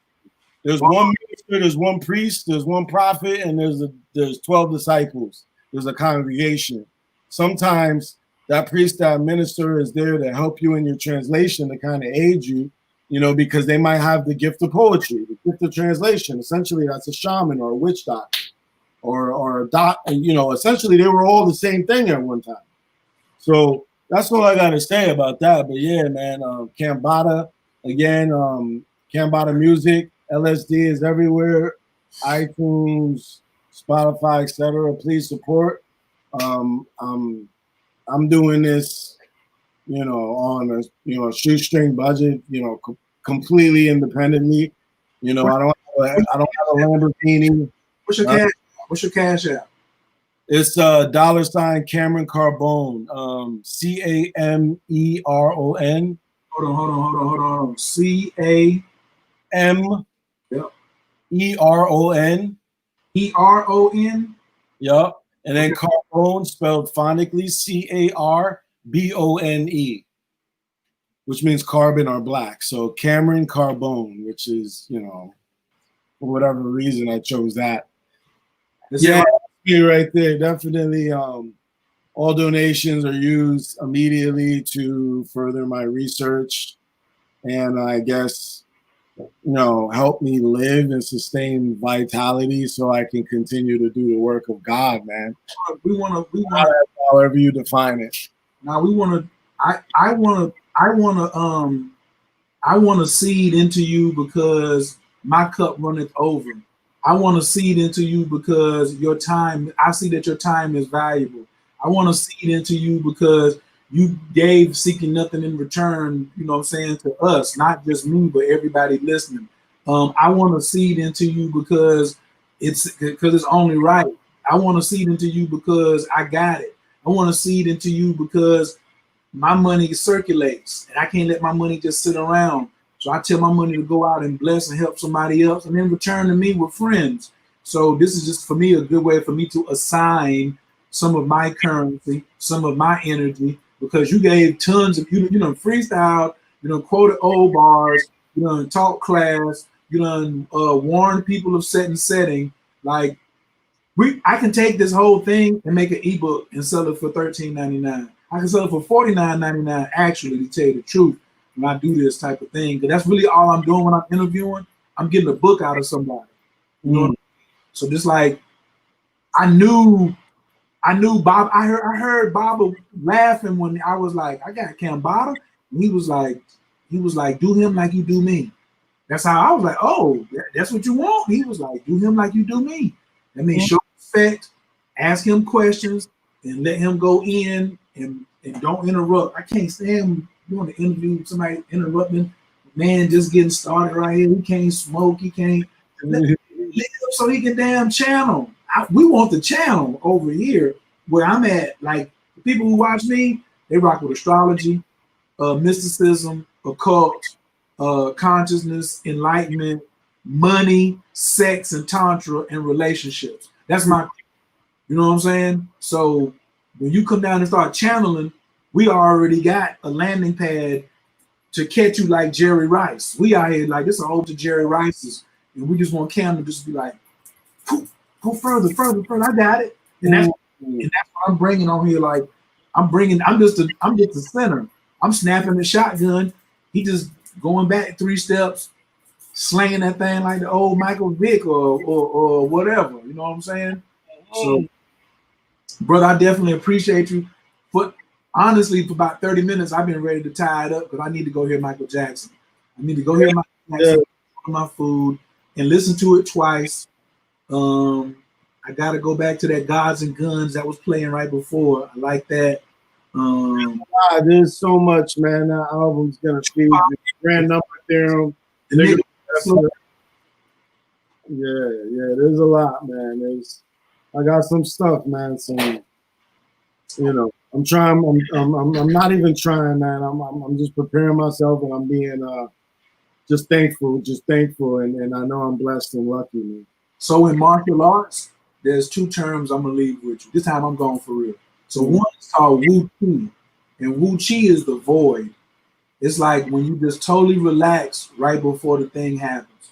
Everything comes out of relaxation. That's Wu Chi. So Martin said Wu Sa. There is no ancient word Wu Sa. That's like them bastardizing Wu Chi. It means just go all the way into the void. You know what I'm saying? The emptiness. That's Wu Chi. But what you just described is what we call Wu Wei. Next word is W-E-I. Wu Wei is effortless effort produces excellence. I love that. Effortless effort produces excellence. So saying, I'm just relaxing. That's what we want. We want the flow. We don't want it to be forced. Yes. But as they say, God don't offer confusion. So if it's flowing, then you're practicing Wu Wei. Today has been a total exercise of Wu Wei. The only thing you had was nuggets and blunts. You didn't go get the book. You was like, hold on, I gotta go do it. You looked up one thing and you still had it right. You didn't have to go do that. You was like, I told you it was K-E-K. Yeah. So and to verify to the people. Sometimes when you're referencing in your cabinets and it's so transparent in your mind, it's just like, okay, am I right? Oh, look, now somebody that told me I gotta go check out track number 33. What the hell? What's track 33? Like, you got something with 33 tracks on it? What the hell is this? That's the Christ template. That's me going through my entire life. I guess it's a hyperbolic alternative life, essentially. And basically, it's a template to say that all men are Christ. And I die at 33.